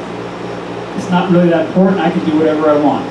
And this whole chapter is a story of, are you going to obey and completely the word of the Lord or not? 19 times things are going to happen according to the word of the Lord in Kings. This phrase, according to the word of the Lord, that's going to happen 19 times in the book of Kings. All right, so just to summarize, a man of God comes out of Judah by the word of the Lord. He cries against the altar by the word of the Lord. The altar falls down by the word of the Lord. The guy has the word of the Lord not to stay and eat. Another prophet tricks him by falsely claiming the word of the Lord. Says that an angel spoke to him. So then he gets the guy to come sit down and have dinner. And then during dinner he cries out by the word of the Lord, because you disobeyed the word of the Lord, you're going to die. Then a lion kills him. Then the prophet hears that the lion killed him. He goes and gets his body and mourns over it. So it's just this bizarre story, right? It's like you trick him, he gets killed, then you cry about it. Like it's just this weird story. But the purpose of chapter 12 and 13 right next to each other is this idea of what will you do with the word of the Lord? How serious is it that we listen to the word of the Lord? We live in an age where commitment, follow through, it doesn't really matter. Contracts at work, contracts in sports, contracts in marriage, people just don't listen to that stuff anymore. Yes, I made a commitment, but it doesn't really matter. My heart's in a good place, but follow through is what we lack. You guys, it doesn't take much observation to realize that what we are lacking is follow through. People talk about the intention of their heart, my heart's in a good place, but what we are lacking is follow through. And to me, one of the things that I'm so thankful for is that in a sense, how many of you guys have heard Darlene say this about YWAM? Someone asked, Darlene one time, what is the secret to YWAM's success? And she basically said, it's these things: we listen, we obey, and we don't give up. That is what has made YWAM who it is. We listen to the word of the Lord, we obey the word of the Lord, and we don't give up. And that again is a leadership truth here. That Jeroboam was not a leader because he decided he would do it however he wanted. He wasn't submitted. Jeroboam wasn't submitted. And so he thought he could basically do it however he wanted. And so because of that, there is a prediction, there's a prophecy about the destruction of Jeroboam's house. So I would just ask you guys, what do we do with the word of the Lord, you guys? Are you submitted? What does it look like for you to be submitted to this book? Or are you in a place where it's like, it's just me, my heart's in a good place. I just love Jesus. I don't really need to study his word. I don't really need to submit to the church. I don't need to do those kind of things. I would say that that's not being countercultural people that are called to be. So there's a prophecy about the destruction of Jeroboam's house. And then if you skip to chapter 14, we're going to go to verse 21. Chapter 14, verse 21. Now Rehoboam, the son of Solomon, reigned in Judah. Rehoboam was 41 years old when he began to reign. He reigned 17 years in Jerusalem, the city of the Lord had chosen. Verse 22, Judah did what was evil in the sight of the Lord. They provoked him to jealousy with their sins that they committed more than all their fathers had done. They built high places for themselves, and pillars, and Asherim, and all this kind of stuff. They basically just go into idolatry. And in verse 25, in the 5th year of King Rehoboam, Shishak, king of Egypt, came against Jerusalem. He took away the treasures of the house of the Lord and the treasures of the king's house. He took away everything. He also took away all the shields of gold that Solomon had made, and King Rehoboam made in their place shields of bronze and committed to the hands of the officers. This right here is the sign that the golden age is over. All the shields of gold that Solomon had made are taken out. They're taken by Egypt, and in their place he makes these shields of bronze. And so really the golden age of Israel is over. And now they're replacing it. And this is really what idolatry does, right? It's a replacement. It takes the highest that God has and replaces it with something else. And when you look at this passage, here in Kings, in verse 25, it just says that Shishak came against them. And he took away everything. But if you look, I want you to keep one hand in 1 Kings. Now turn over to 2 Chronicles chapter 11. We're going to see some of the differences between Kings and Chronicles now.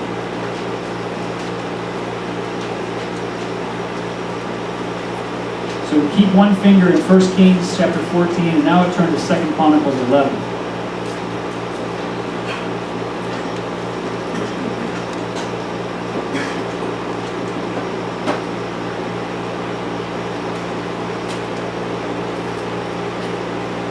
And we're going to start at verse 13. The priests and the Levites who were in all Israel presented themselves to him from all the places where this is talking about Rehoboam. For the Levites left their common lands and their holdings and came to Judah and Jerusalem because Jeroboam and his sons cast them out from serving as priests of the Lord. And he, talking about Jeroboam, appointed his own priests for the high places and for the goat idols and for the calves he had made. Verse 16, and those who had set their hearts to seek the Lord, we're going to talk about this theme in a second. Those who had set their hearts to seek the Lord God of Israel came after them from all the tribes of Israel to Jerusalem to sacrifice to the Lord, the God of their fathers. They strengthened the kingdom of Judah, and for 3 years they made Rehoboam the son of Solomon secure, for they walked for 3 years in the way of David and Solomon. So here we see, that what happened was is that when everyone left Jeroboam, those who had their hearts set on seeking God came to Rehoboam. The priests and the Levites came and they served him. And it says that they strengthened him. And then we get to 2 Chronicles 12. 2 Chronicles 12:1. When the rule of Rehoboam was established and he was strong, he abandoned the law of the Lord and all Israel with him. So notice, when he's got the priests and the Levites, when he's doing it according to the rule, he was strong. But then as soon as he gets strong, what does he do? When the rule of Rehoboam was established and he was strong, he abandoned the law of the Lord and all Israel with him. You're going to see the same thing when we get to the king Uzziah. 2 Chronicles 26 says, when he was strong, he grew proud to his destruction. Hezekiah, we're going to read the same thing about him. He didn't make return according to benefit done to him, for his heart was proud. In the books, again, you guys, this is not rocket science, okay? But in the books of Kings and Chronicles, pride is a really big deal. This is not new news to us, okay? But you're going to see that pride and humility are a theme that run through these books. When Rehoboam gets strong, it says, when it was established in his heart, basically he abandoned the law of the Lord. Uzziah becomes strong, and then he abandons the law of God. Hezekiah becomes strong, and then his heart gets proud. And we're going to see the opposite in Kings and Chronicles, when someone actually is willing to humble themselves. Manasseh has all this stuff pronounced against him, but he humbles himself, and so God has mercy. Ahab The most wicked king of the north humbles himself. God has mercy. Josiah hears the word of the Lord, humbles himself, and God has mercy. There is just this theme that runs through these books of pride and humility. That pride is actually a really big deal in these books. So, in chapter 12, he abandons the law of the Lord and all Israel with him. In the 5th year, verse 2, in the 5th year of King Rehoboam, because they had been unfaithful to the Lord, Shishak, king of Egypt, came up against Jerusalem. So now, keep your hand there and turn back to 1 Kings.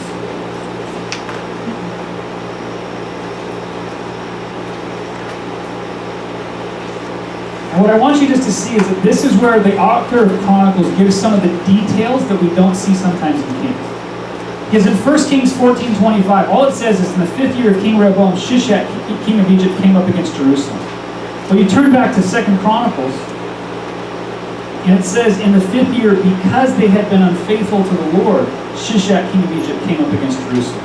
And so Chronicles kind of adds the details here. This is why they came up. Because they'd been unfaithful to the Lord. They didn't walk according to the rule. Back in 2 Chronicles chapter 12, verse 5. Then Shemaiah, the prophet, came to Rehoboam and to the princes of Judah who had gathered at Jerusalem because of Shishak, and he said to them, "Thus says the Lord, you abandoned me, so I have abandoned you to the hand of Shishak." Then look at verse 6. Then the princes of Israel and the king humbled themselves and said, "The Lord is righteous." When the Lord saw that they humbled themselves, the word of the Lord came to Shemaiah, "They have humbled themselves, I will not destroy them." And so there is just this picture here. It basically says, because you've abandoned God, God's going to abandon you. As soon as they hear that, they humble themselves, and God responds. He always responds to humility in these things. God always responds to people humbling themselves. And we're going to see this repeated over and over again.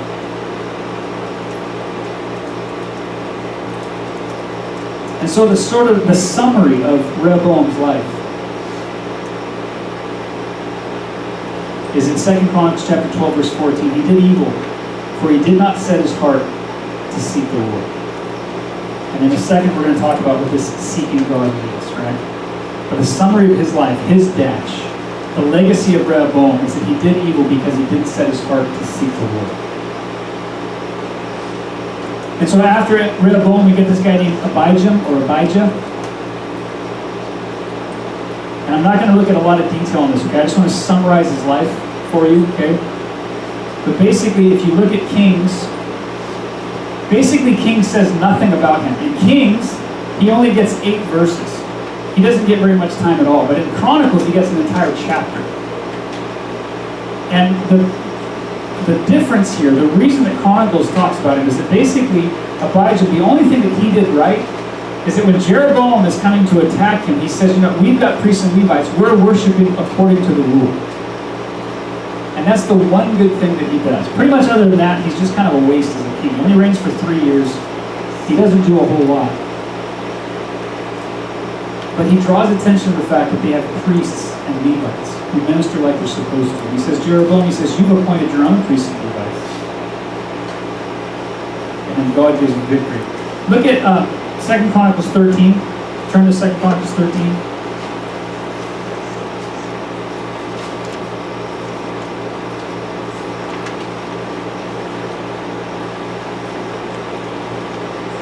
Jeroboam comes against Abijah here. He comes against him. And Jeroboam has an army twice the size of Abijah's. In 2 Chronicles 13, Abijah has 400,000 men. Jeroboam has 800,000 men. So Jeroboam has an army twice the size of Abijah's. And they come up to fight each other. And look at what Abijah says. Verse 8. So 2 Chronicles 13:8, he says, "Now you think to withstand the kingdom of the Lord in the hand of the sons of David, because you are a great multitude, and have with you the golden calves that Jeroboam made you for gods." Verse 9, "Have you not driven out the priests of the Lord, the sons of Aaron, the Levites, and made priests for yourselves like the peoples of their lands? Whoever comes for ordination with a young bull or 7 rams becomes a priest of what are no gods." Verse 10, "But as for us, the Lord is our God, and we have not forsaken him." We have priests ministering to the Lord who are sons of Aaron, and Levites for their services. They offer the Lord every morning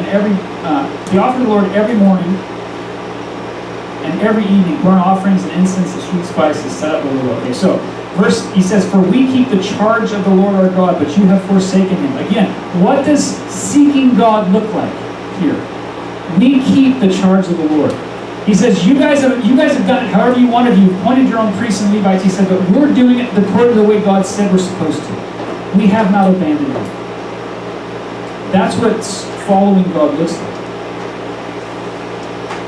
And so verse 13, Jeroboam sends an ambush. He has superior strength. He has superior position. So look what it says, verse 15. God defeated Jeroboam and all Israel before Abijah. Verse 16, God gave them into their hand. Verse 20, and the Lord struck him down. But even though they had more people, they had superior strength, they had superior position, all that, because they had not abandoned the Lord, God gives them the victory.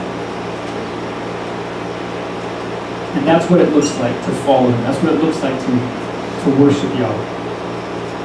And I know I keep hammering the same thing, but because it's very important to begin, you guys. I want us just to be thinking about, what does it look like to worship Jesus, to worship God according to the Word? What does it look like what does it really mean to worship him in spirit and in truth? What does it look like to worship him in spirit and in truth? What does that look like for you? All right. Next thing we're going to do is we're going to look at this guy Asa. Okay. If you notice, every single one of my drawings look the same. Pretty much all of these guys all look the same. All right. But we're going to look at Asa here in a second. Okay. And we're going to get now to the first sort of revival that's going to be taking place in the book of Chronicles. And we actually kind of get to talk about what that looks like in this book. But before we do that, let's take a break. Asa has the third longest reign in Judah. Okay, so he's going to reign for 41 years. He's going to be one of the longest reigning kings in Judah. Manasseh is going to reign the longest. He's going to reign 55 years. Then a guy named Uzziah is going to reign for 52 years. And then we've got Asa here at 41. And he is going to be one of the first. There are basically 5 major religious reforms that take place during this time period in Judah. Okay? The time period of the kings, there's going to be 5 major religious reforms. And he's going to be the first of those 5. And what we're going to do is we're actually going to put these 5 up here on the board, and we're going to just look at what are the things that are in common with each of those. And when we get to the end of our week together, on Thursday, we're going to kind of talk about sort of, okay, so if these things are common to all of these religious revivals, what does that look like for us personally? How do we kind of live those kind of things? What would that look like in practice for us in our own lives? Okay, so the first major religious reform. Can anyone guess who are the other? We've got Asa here. Who are the other 4? Where are the religious reforms? Who do they come under? Yeah. Like it's back to Yahweh here. Okay. Yeah. Like Josiah. Okay, Josiah. Good. He's one of them. He's going to be the last one. Good. Who else?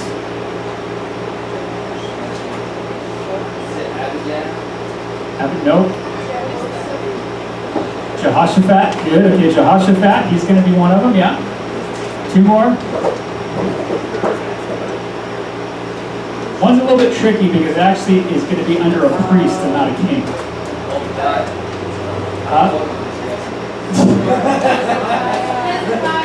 Okay, he's a king, good. He's all right. So we got one last one. It's a priest and not a king.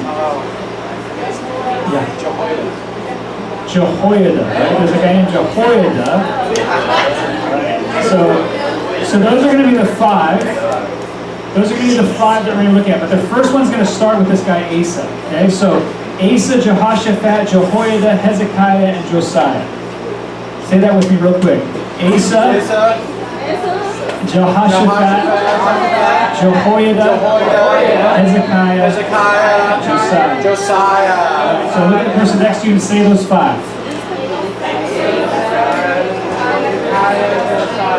Jehoshaphat, Jehoiada, Hezekiah, and Josiah. All right? So we got those 5. And what we're going to do is we're going to see some common things that run between them, okay? Some common things that run between them. And the first thing that we're going to see about Asa, okay?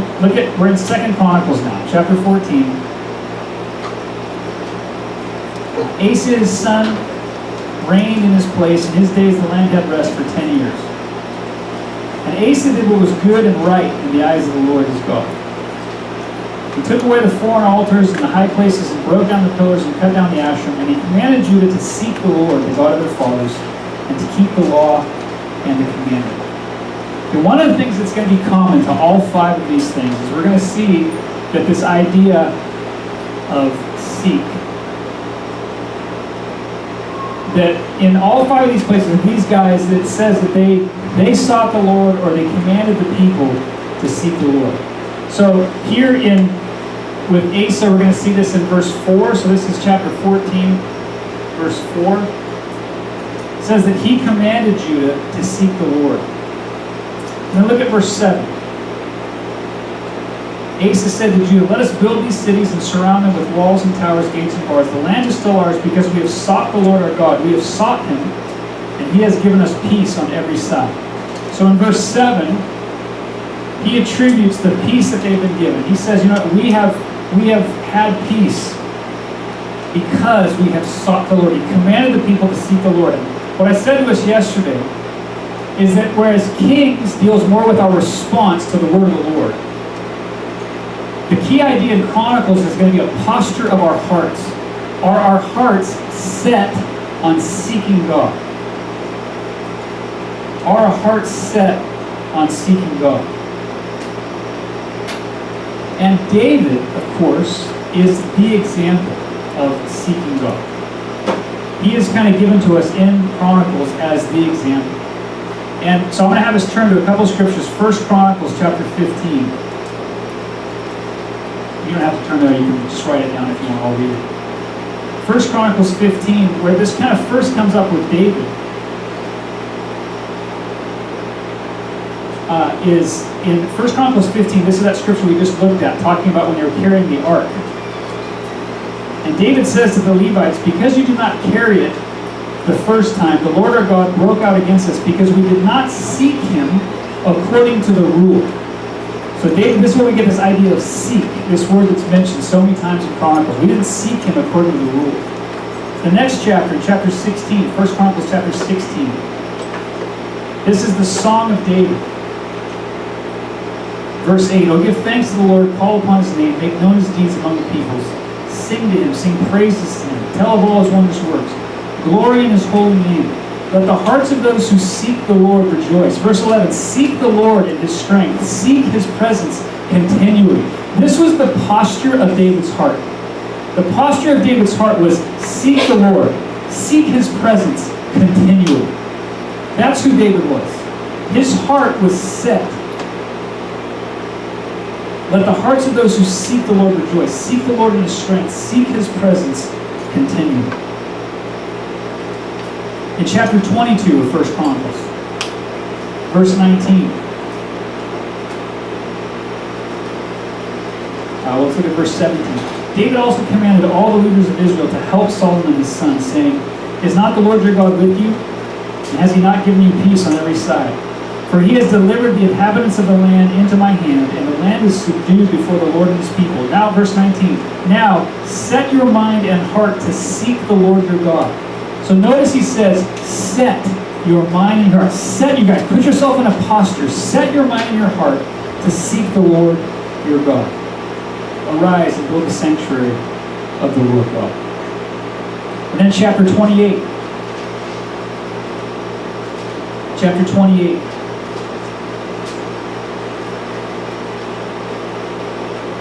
Verse 8.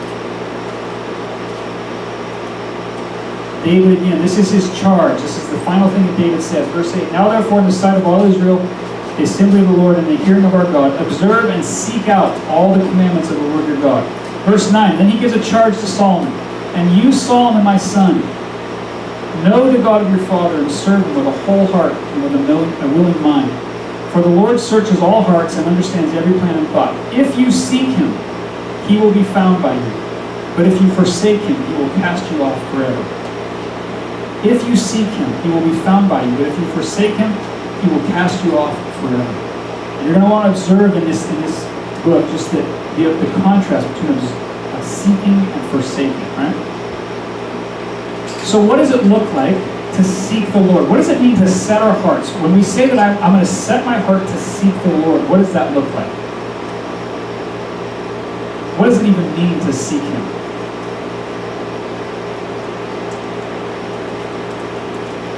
Again, back in 2 Chronicles chapter, what chapter in? 14? 15? Where are we? 2 Chronicles 14. Verse 7. The land is still ours because we have sought the Lord. We have sought him and he's given us peace on every side. What does it look like to seek God here? Well, one of the things that's going to be common to every one of these revivals, one of the things that's going to be common to every reformation, every revival that takes place in Chronicles, is notice how it starts in verse 3. He took away the foreign altars and the high places and broke down the pillars and cut down the Asherah. One of the things that's going to be common to all of these is that there is a purging or a cleansing that takes place. Every time there is a move of God, every time there is a revival, there is purging or cleansing that takes place. In verse 3 it says, he took away the foreign altars and the high places and he broke down the pillars and cut down the Asherah.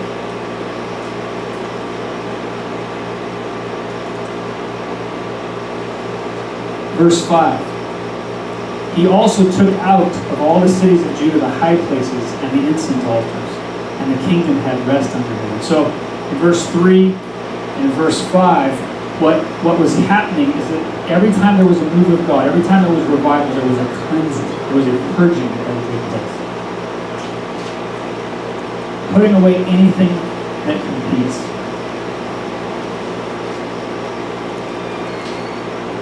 And as we go through this, you guys, as we go through these different revivals, one of the things that has probably been the biggest takeaway for me, as I've been studying and preparing to teach this to you guys, is that this was the thing that I don't want to say it surprised me, but this was the thing that God was doing in my heart.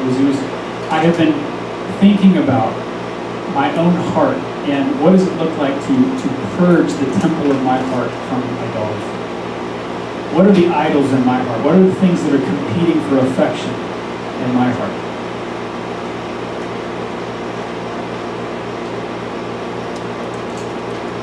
And we're gonna talk about this as we go through it, but this is something that I think I want just to kind of have us start to kind of prepare and sort of think about for ourselves. That again, every time there is a move of God, there's a cleansing that takes place. I recommend a book to you guys. It's called A God-Sized Vision. Has anyone ever heard of this book or read this book? A God-Sized Vision. It's a great book. It's just basically about the revivals that have taken place over the last couple hundred years. It talks about revivals in Africa, it talks about revivals in Europe, it talks about revivals in America, Korea, these different places. And what they say, one of the things that's common to every revival, every reformation that takes place, is that there is a movement of repentance that takes place every time.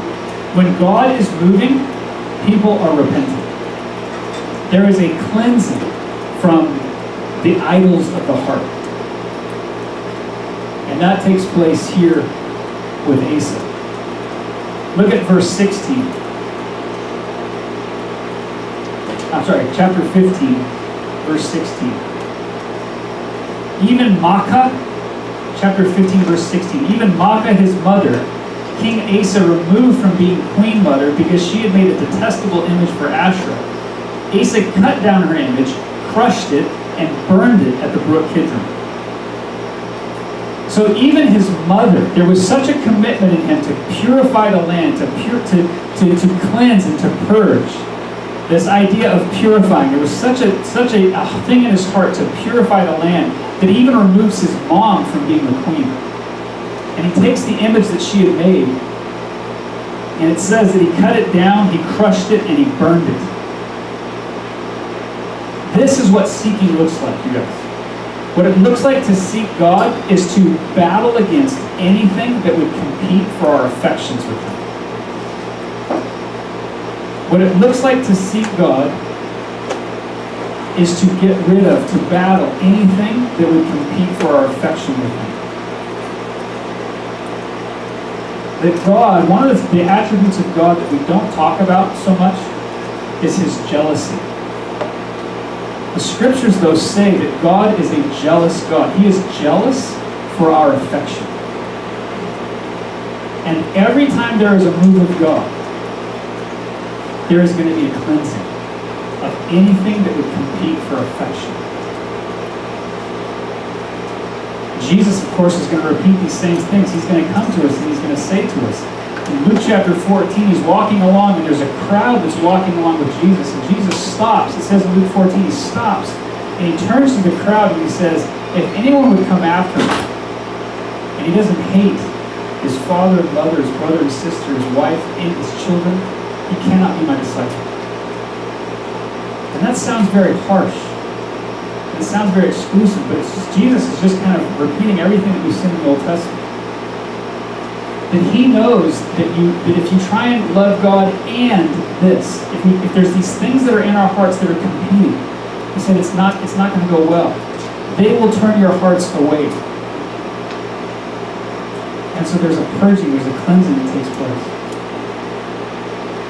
When I don't know, some of you guys may have had this kind of experience. I'll get your question in a second. Some of you guys may have had this experience. When I first began walking with God, I was 17 years old. I did this YWAM, like little short-term missions thing. It was a 4-week summer of missions. And God, that was how I saw God breaking into our lives. We're a bunch of young people all together. And God was just moving.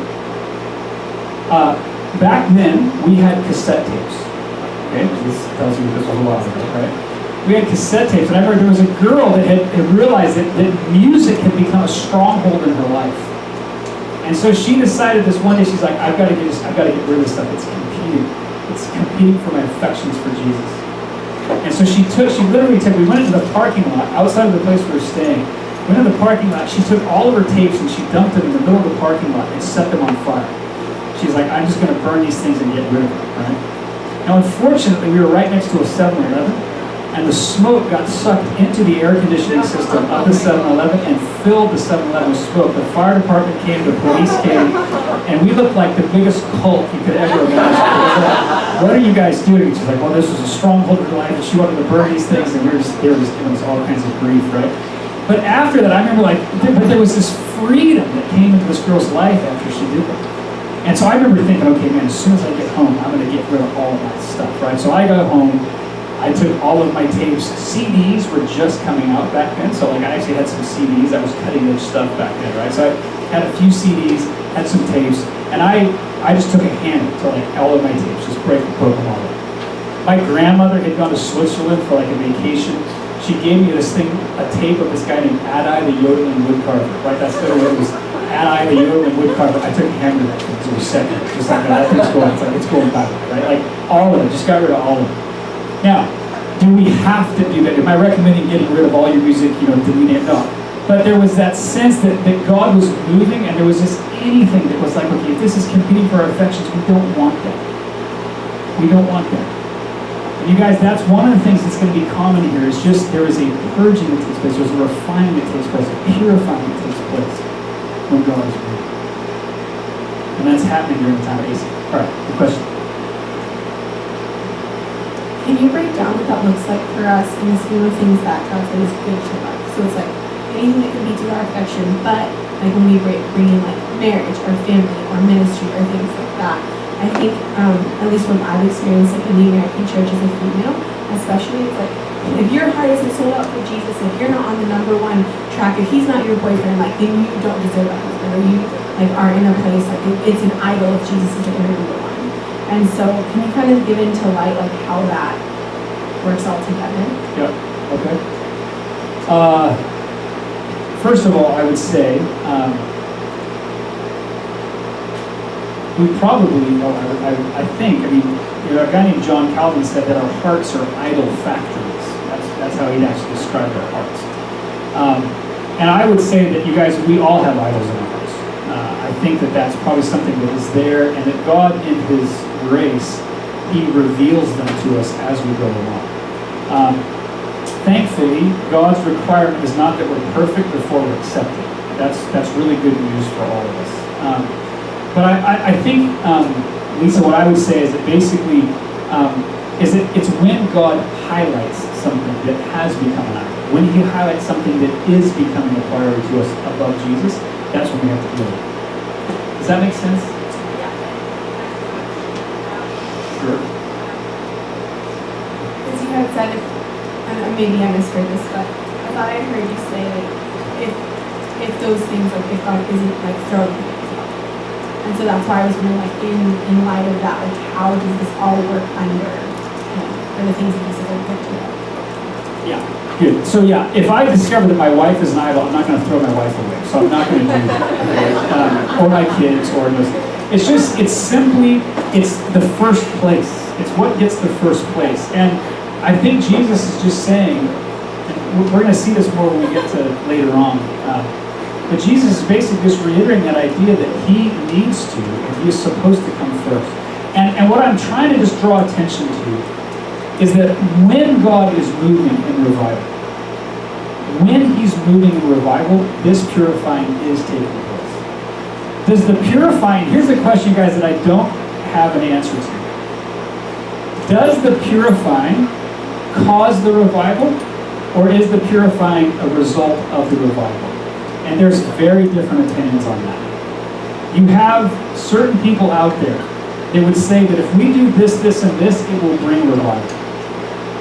And other people would say, actually, you know what, God is the only one that can give revival. We can do this, this, and this, and then trust or hope that He will bring revival.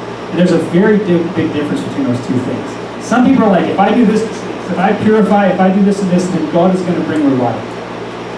All I'm trying to draw attention to is that when revival is happening, this is happening as well. There is a purifying that takes place when God is moving in revival. And so it was, just here we see that they take away the high places, they take away the altars, they take away anything that's competing for affection with God. So I don't know if I'm answering your question. I think it's just more of a, when I recognize it, I have to repent and say, God, I put something else in first place. That's not supposed to be. I don't get rid of my wife, I don't get rid of my kids, but I say, you know what? My wife cannot become an idol anymore. My kids can't become an idol anymore. It's Jesus. He's got to be first in my affection. So, I'm not sure if I'm answering your question. But, all right, so just let's go back to chapter 14. So Asa is seeking God. And verse 9 of chapter 14, we get this huge Ethiopian army that comes against him. It says that there's actually 1 million people that are coming up against Asa.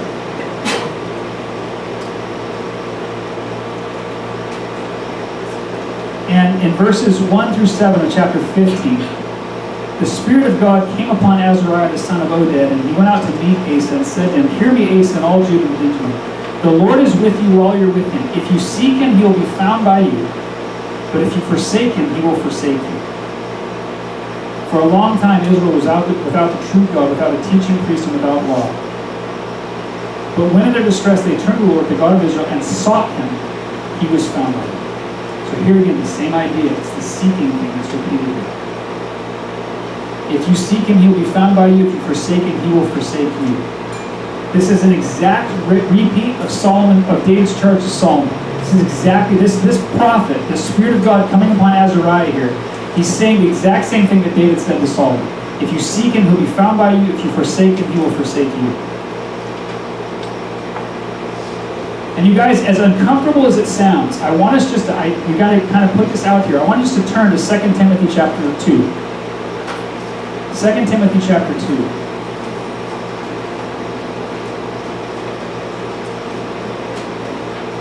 Second Timothy chapter 2.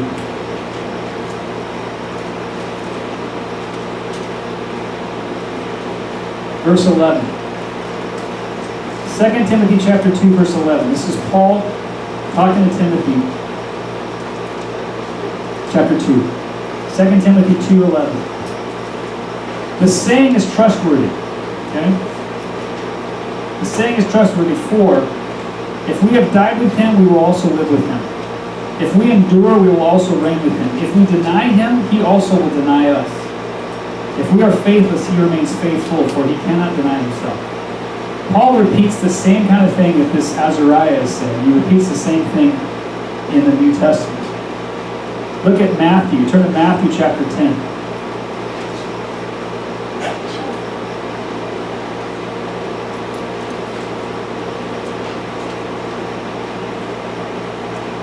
Matthew chapter 10, verse 32. Everyone who acknowledges me before men, I also will acknowledge before my Father who is in heaven. But whoever denies me before men, I also will deny before my Father who is in heaven. I have us look at those two New Testament scriptures because when we're reading the Old Testament, we read this and it sounds very harsh. Man, if you seek him, he'll be found by you. If you forsake him, he will forsake you. And what I want us to kind of just have to wrestle with a little bit is that actually that idea is also in the New Testament. But Paul repeats it in 2 Timothy 2. Jesus repeats it in Matthew chapter 10. And there is this idea, again, there's this idea out there that I can say that I believe in Jesus, I can do whatever I want, but, and it's going to be all good. But, you guys, there is a warning out there that says, if we deny him, he will deny us. And that's what the Spirit of God is coming upon Azariah here, and he's encouraging Asa. He says, the Lord is with you while you're with him. Verse 8. As soon as Asa heard these words, the prophecy of Azariah the son of Oded, he took courage. And notice what he does. He put away the detestable idols from all the land of Judah and Benjamin and from the cities they had taken in the whole country. What does it look like to seek God? It looks like putting away all of the idols. That's what it looks like to seek him. Verse 12. They entered into a covenant to seek the Lord, the God of their fathers, with all their heart, with all their soul. Whoever would not seek the Lord, the God of Israel, should be put to death, whether young or old, man or woman. They swore an oath to the Lord with a loud voice and with shouting, with trumpets and with horns. And all Judah rejoiced over the oath, for they had sworn with all their heart and had sought him with their whole desire, and he was found by him, and the Lord gave them rest all around. And so the summary statement here is that they entered into this covenant. They said, okay, we're going to seek God, and it says that he was found by them. But then, the last thing we're going to look at, and we'll be done for today, you guys, is chapter 16. Even though we have this high place, he's putting away all this stuff. Verse 19 of chapter 15, there was no more war until the 35th year of the reign of Asa. So he's doing great. He's doing these things. They're entering into the covenant. They're seeking God. God is giving them rest. All of these great things are happening. And then we get to chapter 16. And just like Solomon, Asa doesn't end well. Just like Solomon, Asa doesn't end well. We're not given why. We don't give the reason why, but he chooses to rely on Syria. Baasha, in chapter 16, Baasha, king of Israel, went up against Judah. Then Asa took silver and gold from the treasures of the house of the Lord and the king's house, and he sent them to Ben-Hadad, king of Syria. He says, there's a covenant, come and help me. So notice, you guys, in chapter 14, when Zerah the Ethiopian comes with an army of 1 million people, they seek God, and God gives them victory. Here in chapter 16, at the end of his life, Baasha comes, this guy from Israel comes, he attacks him, and instead of, again, seeking God, he decides to choose and rely on Syria instead. And we don't know why. It doesn't say why he did that. But instead of relying on God, he decides to rely on Syria. And so then another prophet comes. Verse 7. At that time, Hananiah the seer came to Asa, king of Judah, and said to him, because you relied on the king of Syria and did not rely on the Lord your God, the army of the king of Syria has escaped you. Look at verse 8. Were not the Ethiopians and Libyans a huge army with very many chariots and horsemen? Yet because you relied on the Lord, he gave them in your hand. And now the context is probably one of the most famous verses in Chronicles. For the eyes of the Lord run to and fro throughout the whole earth to give strong support to those whose heart is blameless toward him. You have done foolishly in this, for from now on you will have wars. Verse 10. Then Asa was angry with the seer and put him in the stocks in prison. For he was in a rage with him because of this, and Asa inflicted cruelties upon some of the people at the same time. Verse 12, in the 39th year of his reign, Asa was diseased in his feet. and his disease became severe. Yet even in his disease, he did not seek the Lord, but sought help from physicians. And he is going to be buried in honor. They're going to honor him for 35 years of his reign. The fact that he did trust God, he did enter into a covenant, they did seek God, they did put away these detestable idols. He's going to be honored at the end of his life. But at the very end of his life, he's not going to end well. It says that he gets angry with this guy, puts him in prison, he inflicts cruelties upon other people. He kind of just goes off the deep end a little. We don't really know what happens to him. So why does this happen? We're not really sure, but all we can see is that he basically he ends badly. And one of the things that I kind of see from this, and we'll kind of close with this today, is that another truth is that the race isn't over until it's over. We want to make sure that we finish all the way out. That we're never in a place where we don't need to keep seeking God. We're never in a place where, I'm safe, I'm good. We've got to keep seeking Him literally until our last breath. There's a book, this guy, Dave Kraft, wrote a book called Leaders Who Last. And in this book, his summary, his observation, his study, he said that only about 30% of leaders actually last. Only about 30% of leaders actually end well. And this guy, one author, he said this, he says, the older we get, the more likely we are to be surprised at how the lives of those around us turn out. The older we get, the more likely we are to be surprised at how the lives of those around us turn out. And I want to finish with a story, you guys. It's a difficult story. I mentioned just a little bit to us yesterday. But recently, this has become, much more real for me. My wife and I had some good friends of ours. These are people that we, my wife, when they were in high school, they were doing Bible studies together. We've known these people. They're our age. They've been friends of ours for a long time.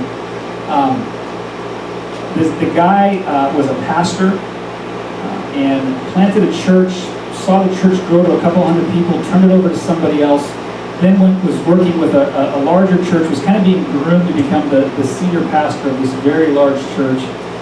These guys were amazing people.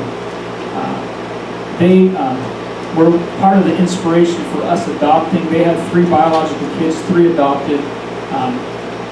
The kind of family that, I don't know if you guys know these kind of people, but we almost felt bad every time we were around them because their kids were so awesome. We were always kind of like, what are we doing wrong? Their kids were always super well behaved and just this is no joke. Every time we get together with them on furlough, we'd always say, okay, so when are you guys going to write your book on parenting? Because they were amazing parents. Amazing people, love Jesus. I could go on and on about how great these guys were. They supported us, their church supported us, and we had a really good relationship with them. And just a little bit over a year ago, I was about to get on an airplane. I was going to travel to go speak somewhere. And we get this email. It's a Saturday morning. We get this email. And the church that this guy had planted and then turned over to somebody else, the secretary from the church sends an email to us, and they're like, hey, I'm sure you know what happened to so-and-so. But we just want you to know what our church's official statement was. And I'm like, what on earth? And so I read this thing, and they're saying, we are grieved to hear what, the accusations against Pastor so-and-so. And our church is just, we're praying for the victims, and we're praying for the blah, blah, blah. I'm like, what? And I literally, guys, I've known this guy for so long. I wrote this person immediately, and I said, I'm sure this isn't right. I'm sure he's being falsely accused. I'm sure this isn't true. And then I started kind of Googling things, and I started realizing, oh my gosh, actually this is true. And what had happened is that my friend had got caught abusing and molesting one of his own kids. And this was so far off of my radar. I can't, it's hard to convey to you. If you had asked me, of all your friends, who do you think would end up doing this? This guy was it's hard to convey how outside of like literally I felt like somebody hit me over the head. Like I felt almost like confused. That kind of feeling. And I remember I had to get on the airplane. I was going to be flying to this other place, and I was transferring. I had a transfer in Korea. And I remember being in the Seoul airport in Korea, and I called this friend of mine, my closest guy friend in Taiwan, and I just told him, I said, his name's Lachlan. I said, Lachlan, I said, I need you to, I told him what I just read and what happened. I said, bro, I need you to always ask me the hard questions. You have full permission whenever you want to speak into my life. Ask me the difficult questions. Ask me how I'm doing. Ask me about porn. Ask me about this. Ask me about whatever you want. Ask me the hard questions. I said, because if it can happen to this guy, it can happen to me. I mean, there's no way that I would like to say, you guys, I'd like to be able to say, I would never do that. I know that my friend would have said that. I know that 5 or 10 years ago, he would have been saying that, oh, I'll never do that. And right now, my statement would be, I will never do that. But I know my heart too well. And when this happened to this friend of mine, it put the fear of God in me. And I said, and it was, again, because we had been kind of shoulder to shoulder for the last 20 years in doing ministry and all these kind of things together, you know? And then he completely, right now he's serving a 15-year sentence. And we're corresponding back and forth, and we're writing back and forth. I've actually been able to talk to him a couple of times on the phone. And one of the things that has come out, as he's been in now for over a year, is that there was just these certain things that kind of got into his heart. And he felt like he was so committed in the ministry, and he was in this place that he literally said, I just felt like if anyone knew that about me, if anyone knew that I had this thought, or I'd ever even thought that I'd lose my ministry, I'd lose all these different things, and he didn't feel like he could tell anybody. And he became isolated. And he held that stuff, and eventually it ended up doing this. And I share this with us this morning, you guys, because again, I think the rightful fear that put in my heart is, okay, if that can happen to my friend, it can happen to me. If it can happen to me, it can happen to you, it can happen to me.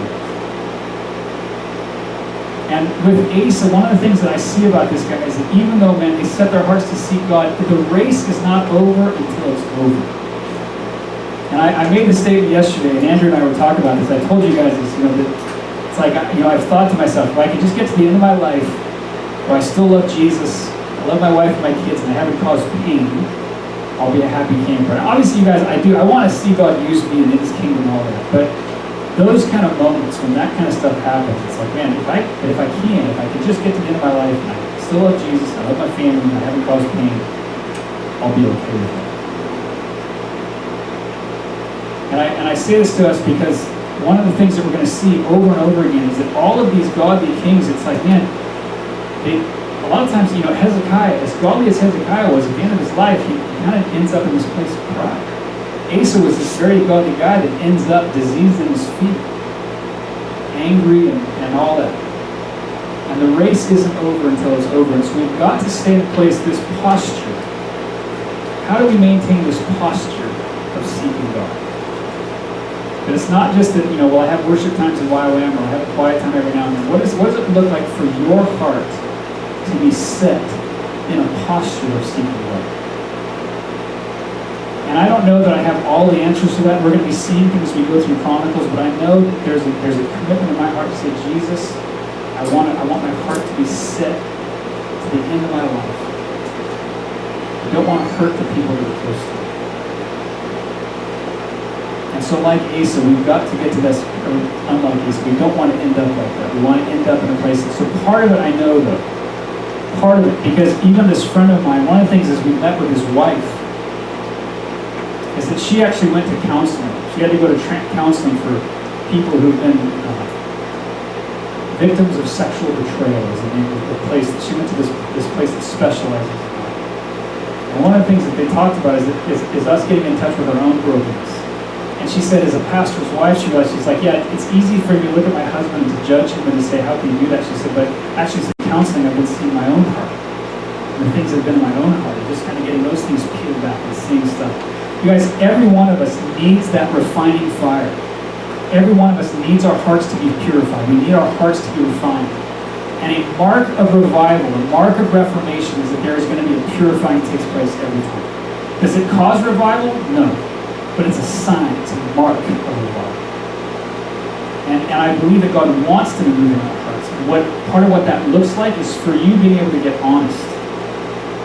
And for us to be able to get into these places of saying, okay, God, are there idols? Are there things in my heart that are crowding out the temple, that are just, there's junk in it? And I think I might have said this to us yesterday, but I've got a friend that he says this way, he said, there's a couple of people that know enough about me to ruin my ministry. What he means is he's got so honest with a few people that they know stuff that if they were to share stuff that he's told them, people would be like, ugh, how can you be a minister? But he's been able to get to that place of honesty. We've got to have those kind of people where we can confess them and we can just say, you know what, I've got to be real with you. This is in my heart. You guys, whatever it might be for us, for me, God's been just dealing with areas of approval, the idol of approval in my heart, wanting people's approval, getting anxious about what people think about me. God's been just doing a new work in my heart about just dealing with, Scott, why are you uptight about what people think about me? There's an idol. There's the obvious ones, you guys. Obviously, it's like, yeah, there's if lust and porn and all that kind of stuff is in there, it's like, oh man, can I really share those things? It's like, yes, you can. You got to get that stuff out. You got to get that stuff out of the time. Because if we don't, you guys, we could end up bad.